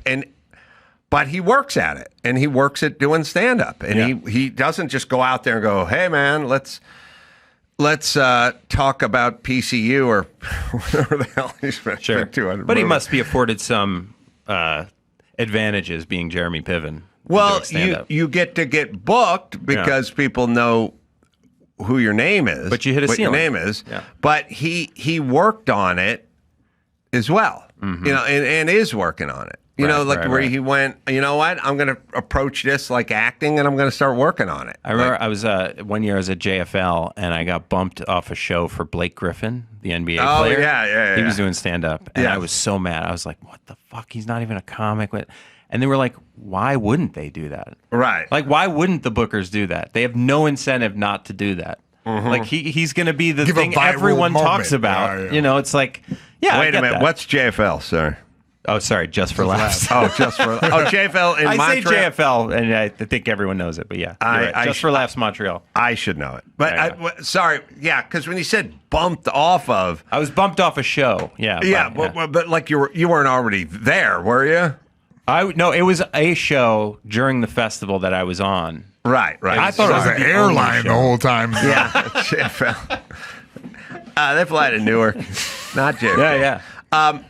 Yeah, for some reason I pictured local, like night of, walked out. But okay, yeah. But he could be funny. I did a roast with him. By the way, he's funny in the way an athlete is. You know, it's he's like no John Henson. It's like when you put Kareem Abdul-Jabbar in Airplane. It's like, oh wow, that guy can play basketball and speak. Yeah, I would say it's a big difference between doing stand up and doing a roast. A roast is they line it all up for you. You got good writers writing good roast jokes, and then you have to just read the prompter. And you get a lot of benefit of the doubt if you're Blake Griffin. You know. Yes. All right. I'm not shitting on Blake Griffin. No, I don't. I think he's a great guy. No, I don't have any. I don't have anything bad to say about him. As a matter of fact, I was prescient with my Blake Griffin things because I did a roast and I was going on after Blake, and they teed up all these how much Blake Griffin's roast suck jokes for me, and I was like, I don't know that he's going to suck. They told you that he was going to suck. They just went, here's the order. You go on after Blake. Oh, I see. So our first three jokes are going to be how much Blake sucked and he should have stuck to basketball and whatever it is. I said, I don't know that he's going to suck. No. And if he goes up there and he's got good jokes that someone else wrote, and he does a good job of delivering them, then he's not going to suck. No. And then I'm going to have my first three jokes not make any fucking sense. Yeah. Because he just did good. And ironically, he will have done better than my first three jokes. Sure. Because my jokes won't make sense. Yeah. And he went up there and he crushed it. Yeah. And I've sat there going, I'm glad my jokes aren't about him sucking. Sure. That's great. Yeah. And we forget that athletes are human beings, too. And we're like, I can't believe that person could just do something else. Yeah, in addition to dunk a ball. Right. They could be a little. I'm an animal. Check that. All right. I got a thing we cut up. It's a little car race thing that we cut up. It's about 90 seconds that people have been sharing Vroom, vroom. on the internet. And we'll put together a better vlog and a longer vlog of this. We talked about the track a few dozen times. Yeah, track. Headed to the track. I think I'll show people a little highlight reel of the track. It's on YouTube.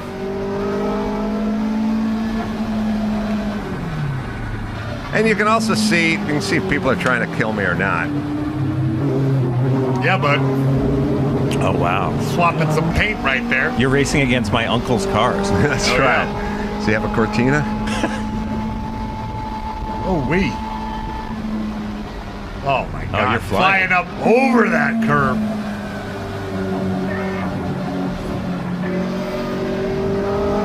Oh, man. You're booking it. Yeah.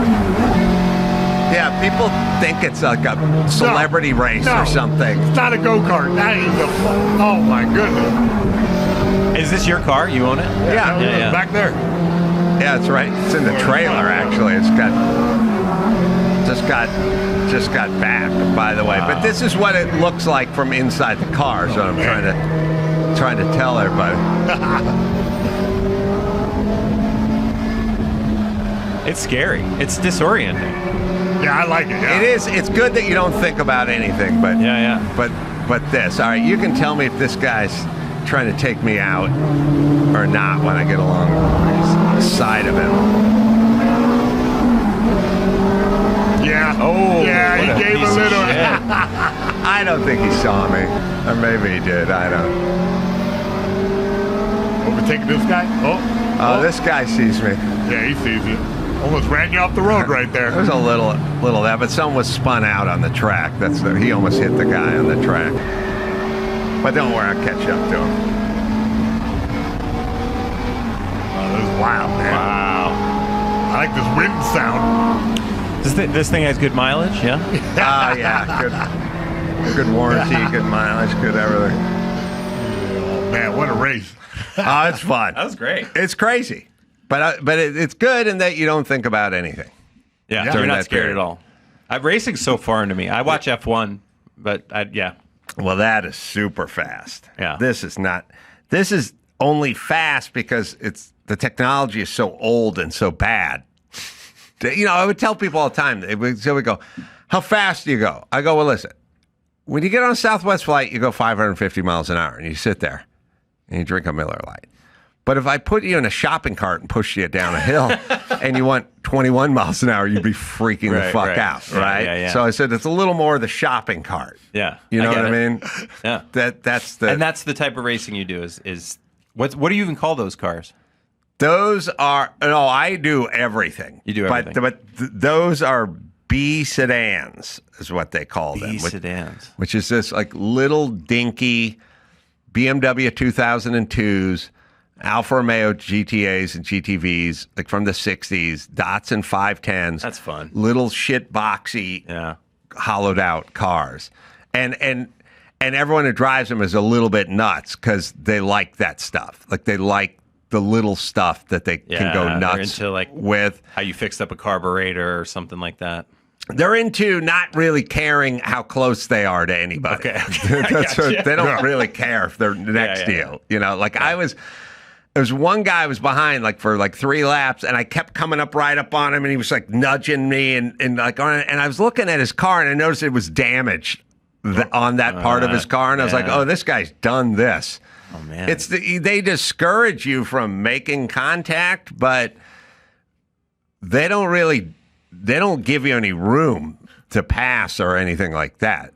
And I don't know if they cut you off, but they kind of do. Like they're aggressive. I guess Have what you would driven say. in an F1 car? No. No. The biggest I've driven is a Trans Am GT1, like a super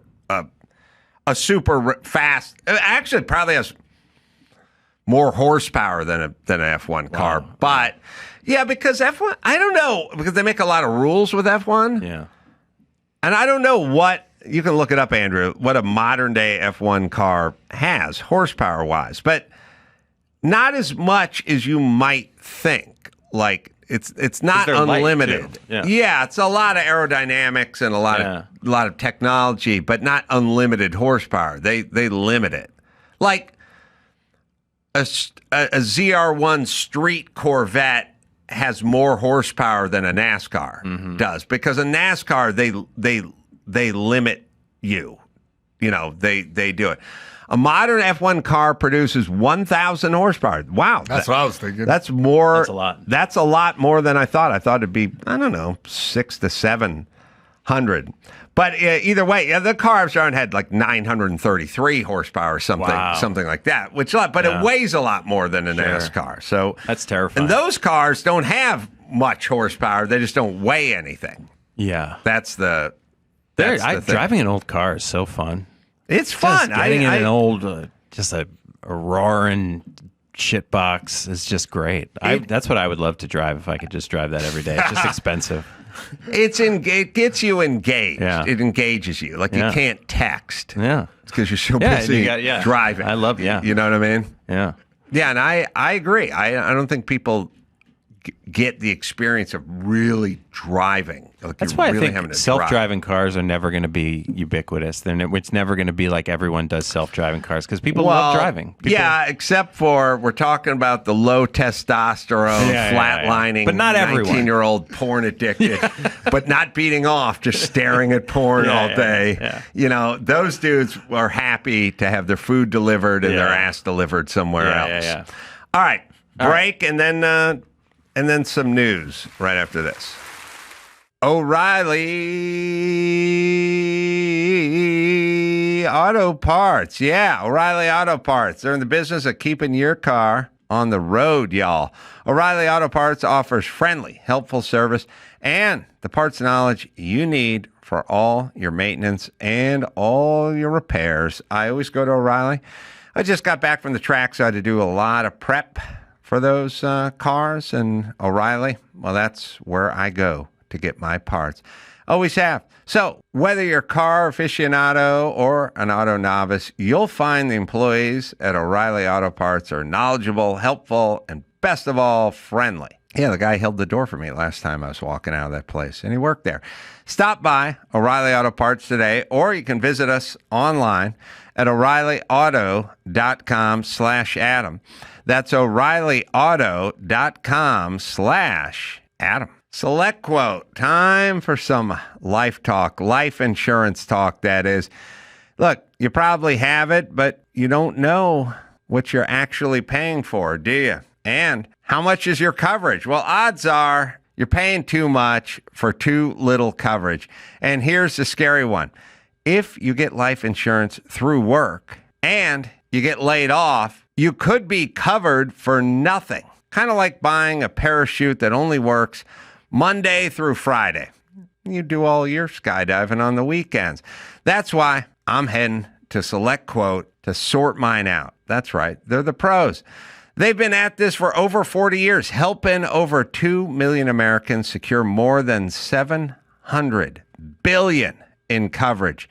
Their mission is simple. They shop, you save. Remember, life insurance is never cheaper than it is today. Am I right, Dawson? Get the right insurance for you for less and save more than 50% at selectquote.com/Carolla. Save more than 50% on term life insurance at selectquote.com/Carolla today to get started. That's selectquote.com/Carolla.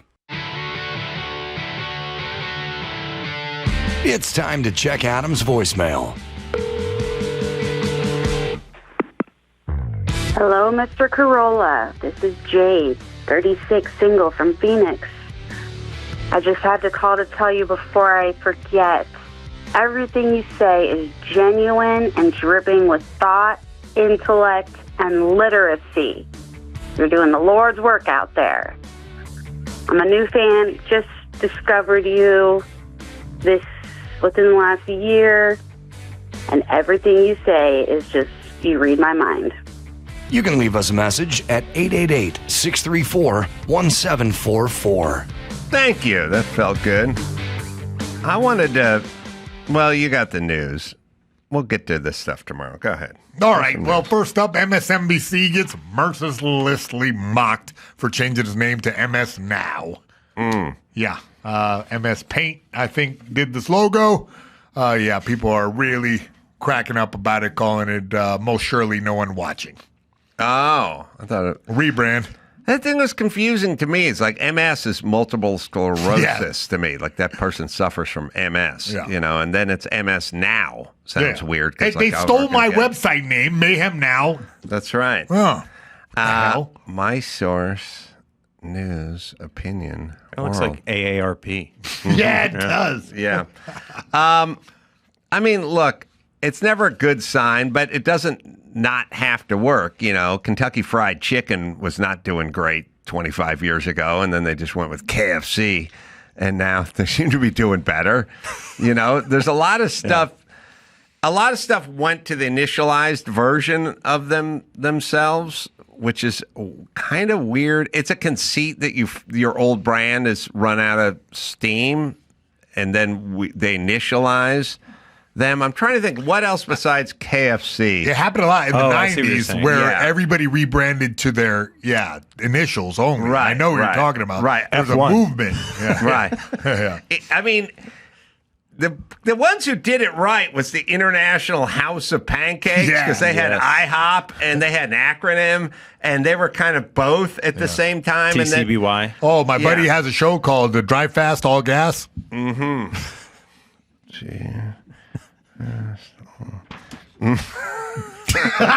I wrote it took it me a down. second. So they're going to look. Here's how they would. You don't need. You can just start being accurate, and then people eventually will wander back into your tent. You know, you've been around a lot. Like okay, I've said it a million times. Audi was an amazing innovator and car brand. Audi was Auto Union. Auto Union made incredible German race cars like in the 30s and stuff. And Audi was an incredible brand in the 30s and the 40s. And then Audi fell apart. And then Audi came back. And then Audi made junk through the like 70s and 80s. And they still had interesting rally cars and stuff, but they're really just kind of junky cars. And then they kind of rebirthed themselves again in the 90s, and now they make really good cars, you know? And so if you said to me, like, what do you think of an Audi? I'd go, well, they had some rough years, but then they have good, now they're good, you know? But if you said to my son, what do you think about an Audi? He'd go, Audis are great. Then I'll take an Audi. What do you got to say about an Audi? Yeah, but I don't know if Thinking that's of, you know? because they initialized, right? It's because they made better cars. Right. Yeah, they made a better yeah. product. No, Yeah, that's what I'm saying. Like MSNBC, stop lying, start being accurate, stop just with Trump derangement syndrome, and start being accurate, have different voices on, and people wander back into the tent. That's how it can work that way. That's how I remember I used to work for HSBC Bank. You remember that bank? Mm-hmm. It's Hong Kong Shanghai Bank Corp. And they were Right. like, you can never tell anyone that that's what it stands for. Right. Because it's right. like a Chinese bank. And no one it wanted is. them to know. Yeah. Isn't that interesting? There was the worst and weirdest name for a bank is one that was in Beverly Hills, and I don't know if it's even still there. It was called the Discount Bank of Israel, which sounds like It is. a No, hate I've crime. seen that Discount before. bank? Yeah. Of Israel. That's so strange. Yeah. Yeah. Yeah. I want bottom of the barrel banking. It's just a weird, it's just every whatever Jewish stereotype seemed to be involved in that sentence. I pass it in Beverly Hills and go, the Discount Bank of Israel. What? Your And ATM look, cards made out of matzah. it could have been like a front for Hamas for all I know. Like it could have been a mosque that was recruiting or something. Like I didn't wander in there. I didn't know what was going in there. Yeah. But is the Discount Bank of Israel still around is the question. And you can And take do they have free checking? F1 info off the yeah. And then there's Ebu or whatever the one is where the black guy sits there and helps people. What one is that? There's a new one with a friendly guy. You know, I always think about it with these people. Like, you think about, it's still around, by the way, the Discount Bank of Israel. Yeah, I know. Oh, wow. You think about the chick. Sponsor? They're not going out of business. You think about the chick from Toyota, the Toyota chick. Who's the Toyota chick? Yeah, see, this is important. I know who the helpful Honda lady is. Yeah. This is important. I know the Verizon the lady. helpful Honda lady's a helpful Honda man, and that's a rotating cast. And then there's Geico, and they got their people. Oh, and Progressive's got flow. And there was the most interesting man in the world, and all that Don't kind of forget stuff. Mayhem. Yeah, that's right. There's Mayhem. The Toyota lady, she's the attractive, dark-haired woman, but not overly attractive, and it's a Toyota sell-a-thon, and she's always walking around pointing she's and great. shit. Okay. She's my type. That bitch going on year 17. Wow. I swear to God, She's a billionaire. She's quietly like outlived them all. Yeah. You know what I mean? And so what you can't do, Laura Kopak is her name. She started at the same time as Jared from Subway. I'm saying you can't go Gilbert. He's a great one, can't too. go Gilbert Godfrey or Jared from Subway. You know what I mean? Like you will lose your cash cow money gig. That is a sweet ass money gig for Laurel. Oh, is it Laurel? Okay, Laurel Kopak. Laurel Kopak. All right, she has. I swear to God, What's her net worth? You would say I'm gonna have to get at her on right. You think she's been at it for 6 years? She's been on 16 years. I barely know her. I can I could see her in my head, but I can't. That's how they like it. Yeah, You know what I mean? Now you go, oh, she was a groundling, huh? I never hear her on any podcast or anything. It's like, no, you don't. Yeah. No, you don't. Because she's going to say something about, look, I don't agree with Hamas, but that is not the same as what Israel is doing to those. And then she's gone. Yeah. Right? Yeah, that's so it. she can't go anywhere or say anything. From the river to the you're fired. You're fired. She can't say. It's kind of easy. She can't go up on. I don't even think she could go do like a stand-up set because someone would Well, why fucking would you film want her to? making some joke. Yeah. Well, you'd want to because you started off by going to the Groundlings thinking you're going to be Will Ferrell, and now you're the Toyota Cellathon woman. Oh, no, check your screen. Actually, she's opening for Blake Griffin tonight. She's opening for Blake and Pivot on the road. She could headline. How many years has she been doing that gig? Toyota. But I think about it all the time. I'm like, it's got to be weird to be a creative or an artist or a comedian or a comedic voice or something and be in some position where you had to kind of stifle yourself a lot. And to the point where, by the way, if I said, oh, you're a groundling, I was a groundling, you should come on the podcast, she would go, I would love to. I'm a big fan. And there's no fucking way I'm coming on your podcast. Yeah, of course. By the way, I go, you don't have to say anything. Yeah. She wouldn't say anything. I'd start saying shit, and that'd be enough to get her shit canned. I think once you have kids, maybe you're like, this paycheck is great. You know? She played. Or you justify it. No, you justify it. Yeah, It's a you job. go like, I'm acting. Yeah. People recognize me. Yeah, everyone knows me as Jan, which is her name. By the way, do we need to give her a name? I know. Do we need to give her a name? I feel that way about Ryan Seacrest and Carson Daly, that they are just unmemorable enough to just have the longest career ever. I am so fucking glad you brought up Carson Daly. Don't you feel like they're just like, I am so fucking glad. You kind of forget they're in the room, and that's like the most important quality about them. I am so... Like optical camouflage, so they're just kind of there as a floating head. Yeah. I am so... You need that, yeah. Go, Andrew, get my white little notepad that's like sitting on that smallish white Oh, wow. Got Carson Daly. You got a Carson Daly incoming. manifesto? I'm going to blow your mind, bro. Can't wait. Oh, man, you're going to be in the closet tonight, rubbing one out. Yeah, Fucking I'm already dying. head spinning. Spinning. Tell my wife, take your jackets out of there. While they're getting your Carson Daly, you want to hear about Hillary Clinton, what she has to say? Yeah. Well, she recently said that she'd nominate Trump for the Nobel Peace Prize if he ends the Ukraine war without giving territory to Russia. And Yeah, well, there's a caveat. Yeah. Well, first off, there is going to be territory given away because it's this weird thing where it's like we're going to meet. You know what I mean? And it's like we're going to have a negotiation, and the negotiation is not going to be Putin, you get nothing, and Ukraine, you're fine, and we'll call it a day because that's not going to work. They're both going to be miserable at the end of the day, and that's how you know it worked. You know, it's fair. Both sides are miserable, and land is going to be given away. Yeah, the Donbass is hit theirs. So she's going to end up walking this. She's basically saying. It's like me saying, well, I'm going to talk to my sports agent. You know, hey, if you think you can sign that Cy Young winner for free, you deserve sports agent of the year. Yeah. You know what I mean? You go, well, he's not fucking doing it. That's why. But still could be magnanimous. I'm just happy Hillary has a social media manager. Mm-hmm. If President Trump were the architect of that, I'd nominate him for a Nobel Peace Prize. We are on the precipice of a meeting between President Trump and President Putin in Alaska. Drawing on your experience as Secretary of State, if you were en route to Alaska, what would you be looking to get? What does an acceptable deal look like? He is not meeting with a friend. He is meeting with an adversary, and an adversary who wants to see the destruction of the United States and the Western alliance.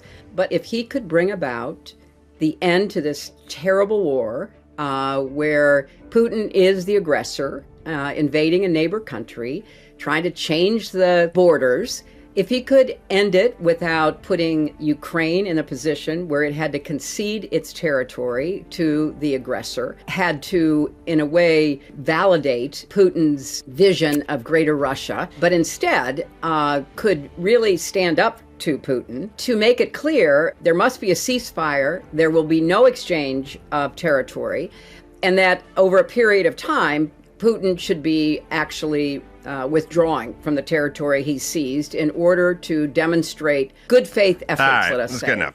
First off, I thought he was Putin's best buddy.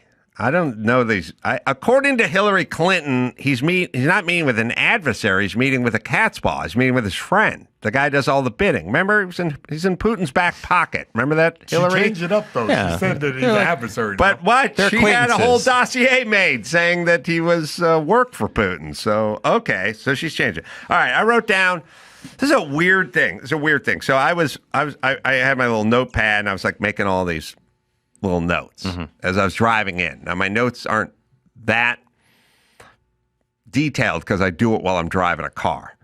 And It's not safe. well, you've obviously seen what I can do Yeah, behind obviously, the wheel of a sure, car. yeah. I can fucking sit in an electric Audi in traffic and fucking write notes. Okay, yeah. All right, so and then I come in here and I go to Andrew and I go, okay, write this down, write that down. I want to talk about this. I want to talk about that. And I kept saying, oh, there's something I'm forgetting, though. There's something I'm forgetting. It's something I wanted to talk about, but I couldn't remember. And I kept looking at my notes, and my notes say things like fuel. One of the things is like, I'm going to take the fuel out of my race car. And the other talked about the Boston mayor and her hand sign language person. And then little weird notes. And but I kept thinking I was forgetting something, and I was, which was, I wrote down, if you can read what it says right there, I think. Carson Pod? Right. Yeah. But it's supposed to say Carson Pool. Carson Pool. Okay. Yeah. Carson Pool. Yeah. What's that? Well, I was talking to Dr. Drew this morning on my ride in, and he's in New York. And he was like in the gym of his condo or something. And then he goes, I'm in the middle of just talking to him like I always talk to him. And he goes, oh, hey, hold on. Someone wants to say hi to you. And then he hands the phone to a guy, and it's Carson No Daly. shit. It's Carson. This morning? This morning. Oh my God. This morning. What a day. Not only that, I was sitting around going, what the fuck did I want to, I want to say something.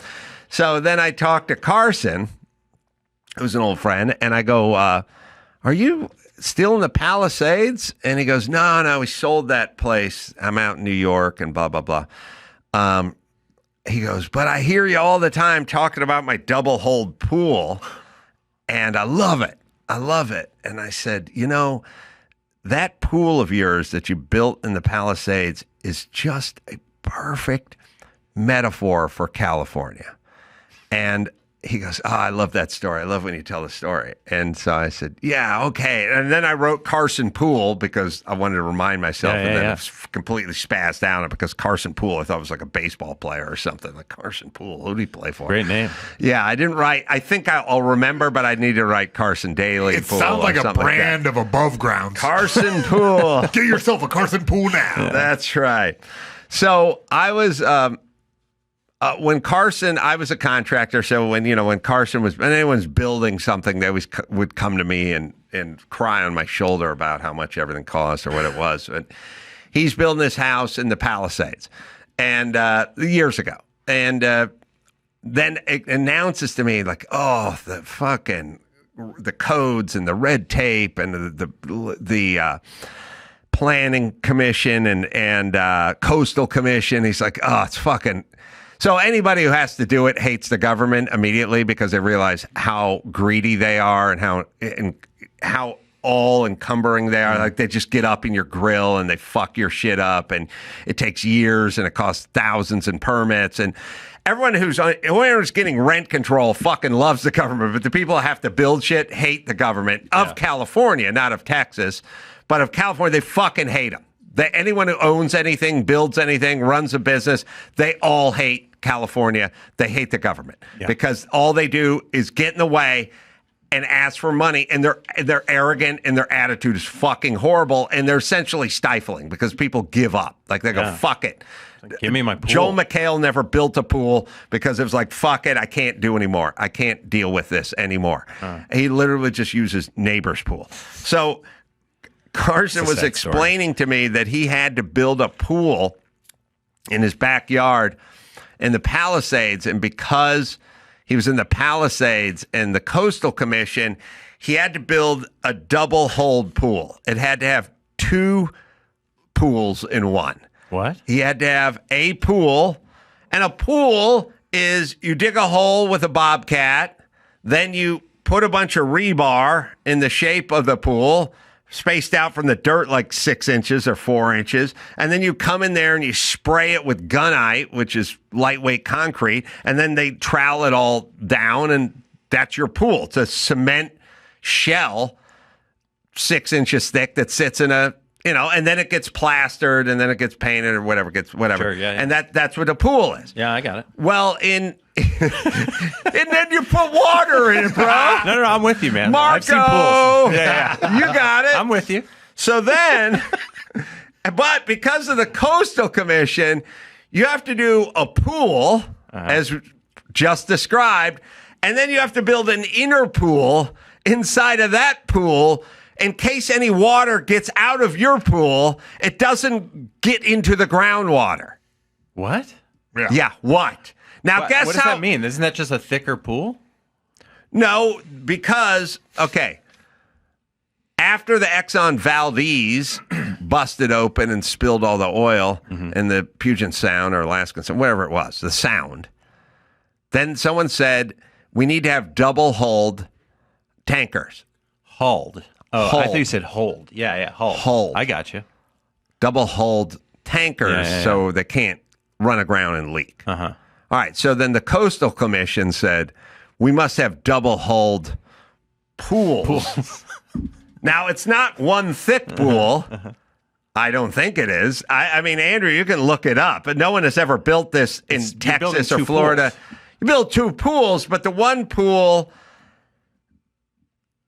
I would assume they have the one pool and then the second pool. Now, don't look up the Valdez. Look up the double-hulled pools. I would assume that, no, they're not right on top of each other. There's some sort of runoff where you could collect the water in case it leached through the first hull. Leonardo DiCaprio has complained about this, too. He called it poolception. Okay, man, what was your first joke? I was with you for a second. Raconteur, yeah. I'm sorry, man. I'm just batting like 300 over here. So, see, he got it. It took me a second. Sorry, these are slow burns, Ace. Yeah. Like after I'm dead. So, Carson, who has to pay, because in my mom's hippie world, what's wrong? So what? How could it hurt? It's like, well, how could it hurt? He's got to pay for 2 fucking pools, is how it could hurt him. For something that's unnecessary, that's ubiquitous. By the way, there's a YMCA up the street that has just a single-hole pool. Was this a problem? Were pools leaking? No, it's never a problem. It could. They're saying something it could happen. Okay. Okay. And before you know it, chlorine could get into the ground table. Yeah.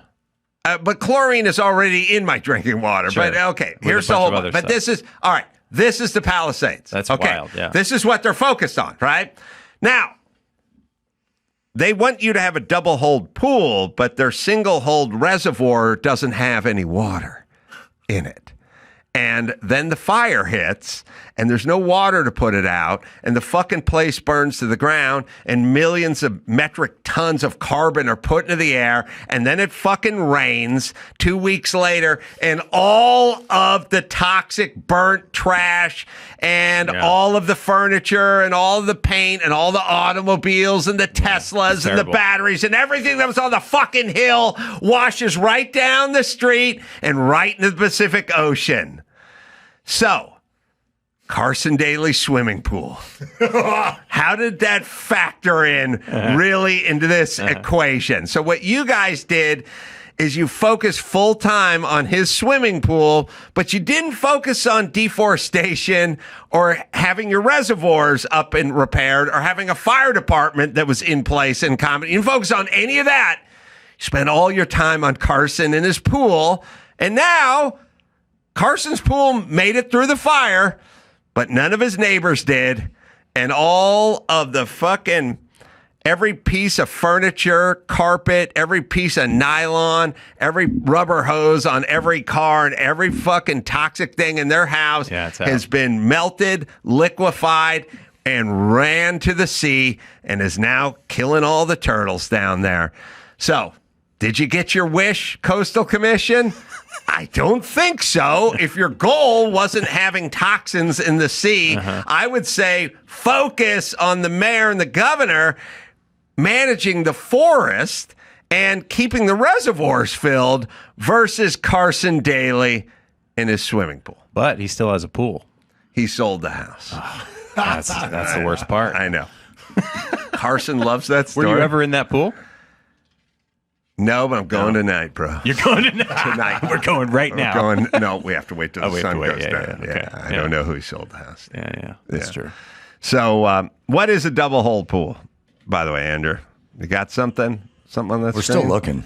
Okay. Well, I mean, they've definitely, it's not ubiquitous. Like, they don't have it in any other city, I would imagine. But, yeah. We have the ship design. I know what the ship is, though. Well, anyway, Carson had to build 2 pools. I love that. I know. Yeah. I know. And it's like, here's the thing. Not only did your pool cost twice as much because you had to build 2, the one you got's a little bit smaller. I still don't understand the idea of 2 pools. I think I'm visualizing it right. I still don't picturing fully... a double-hulled tanker ship. There's something between each hull. A pool. There's a pool, and then there's a second pool with a space. Oh, here we go. I don't know. That looks like a thicker pool. This is a ship design. The black lines are not watertight lines. The green lines are what is known as watertight. So the dot. I see. Yeah. The double bottom has dual green lines. Well, okay, you have your car, right? Yeah. You got the inside of your car and the outside of your car, right? But if something dents the outside of your car, it doesn't dent the inside of your car, per se. Right, because there's a buffer. There's space there. Yeah. Right, so then you would be safer sitting inside. But That's if the what I'm saying. outside of your car was the inside of your car, then if you got hit, it would go right into you. But so then in between each layer, it's like a cake. But instead of icing, it's just nothing. 2 pools with a space. It's 2 pools and there's space. Sort of an onion situation. I mean, I've never designed one, and I didn't go to Carson's house. You've never built a pool. I have built a pool. Have you? Yeah, of course Whoa, I built a that's great. fucking pool. I don't know. Yeah. Well, you might be the first person I've met who's built a pool. You're not hanging around the right people. Yeah, that's true. I've never done a double-holed pool, is what we're speaking of. I explained to you how a pool was built, right? Gunite, I think so. rebar, and I think I know how to build. And when a does the pool. water go in? The fun starts after the water goes in. The double-holed pool must have space for it to leak through the first one and be captured before it gets through the second one. Can I ask a pool question? Yeah. What do you just let the hose run? How do you fill it up? Yeah. You can shut it on and off, but it takes considerably longer. So I would say just let it run. Yes. I'm saying you have an empty pool. Yeah. No, put water it in takes there. No. All right, someone found out. Okay, so listen. Okay. Pools, if you built a pool right now and evidently are in no position to build a pool. Yeah. Mentally, now I financially, spiritually. Now I am, yeah. You're way too confused for a pool. If you built a pool right now, we would hard plumb it, and there'd be a pipe. That would be the way to do it. And you would have a sensor or whatever. When the water got low, that thing would kick on. That makes so much more and just sense. fill it up for you. You wouldn't yeah. run out there with a hose, like Aaron Spelling didn't stand with a hose for his pool, No, he hired someone to do it. Nah, they'll it'll You be thought so, too. it'll be plumbed. Well, no, for his above ground pool, yeah. Yeah. I'm getting imposter syndrome, but I don't know how to build one. Carson Pool. All right. We don't have the pool. Carson Pooley. All right, Carson Pool. Anyway, it's a way to capture the water that leaks through the first pool, except for the water never But leaks then through where the does first the pool. water go? Yeah, our whole contention is where does that water go? It's in the It's extra just there's like a pool. little layer. It's like icing in a cake. You get the cake metaphor, right? Yeah, I get it. Yeah. It would. All right. I've never built this pool we speak of, but I am an engineer. Single pool. I do understand how everything works. Yeah. There would have to be a way to capture the water and a way to expel the water. The water would have to go somewhere. I don't think that it's just and not sitting just there. into the soil. Yeah. Well, it can't go into the soil. There's a Right. second pool. Yeah. But it can't just keep building up like in perpetuity. Yeah. Because then you have like a pool mold. Or Yeah. something. Yeah. It would it's like septic system. Mm-hmm. Septic system captures all the waste, but it also has this trickle thing, and it also has like bacteria that breaks stuff down, but you have to come empty it, but there's a process. There's a process to it. yeah. Every time I cleaned could out see. my pool, I just poured it straight out into the street. Oh yeah, Get at me, Coastal Commission. Everybody who drains their pool drains it into the gutter, Yeah. and then it pours into the street, and then it goes into the gutter, and then it ends up in front of Carson Daly's house in Sure. Santa Monica. That's where. So that's the By the way, every time it rains, all the transmission fluid and rubber and all the Roundup that's on the ground Dog and all the shit. fertilizer and all the squirrel and dog shit all pour down Sure. the drain and then end up in front of Carson Daly's house too. Wow. Carson's a good thing he sold. I know he's getting tired of looking at that river shit.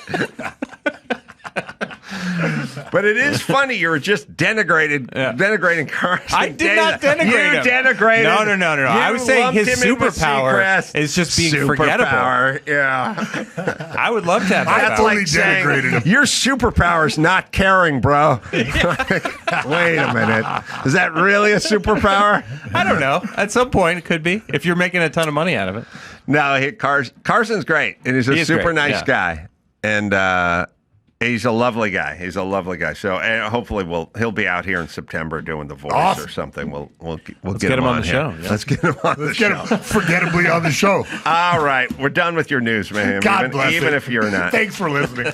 Barry, where can we find your podcast? Searching It's on Audible, which Searching. is Audible. Yeah. For Alan Rothbart. Yeah. You can- Available on Audible. Or wherever you find finer podcasts. Yeah. As well. You can go to AdamCarolla.com. Got live shows coming up all over Provo, Utah, Torrance coming up, Charlotte, North Carolina, everywhere is where you can go for that. Mayhem. I got the Mayhem Show on YouTube. Check me out.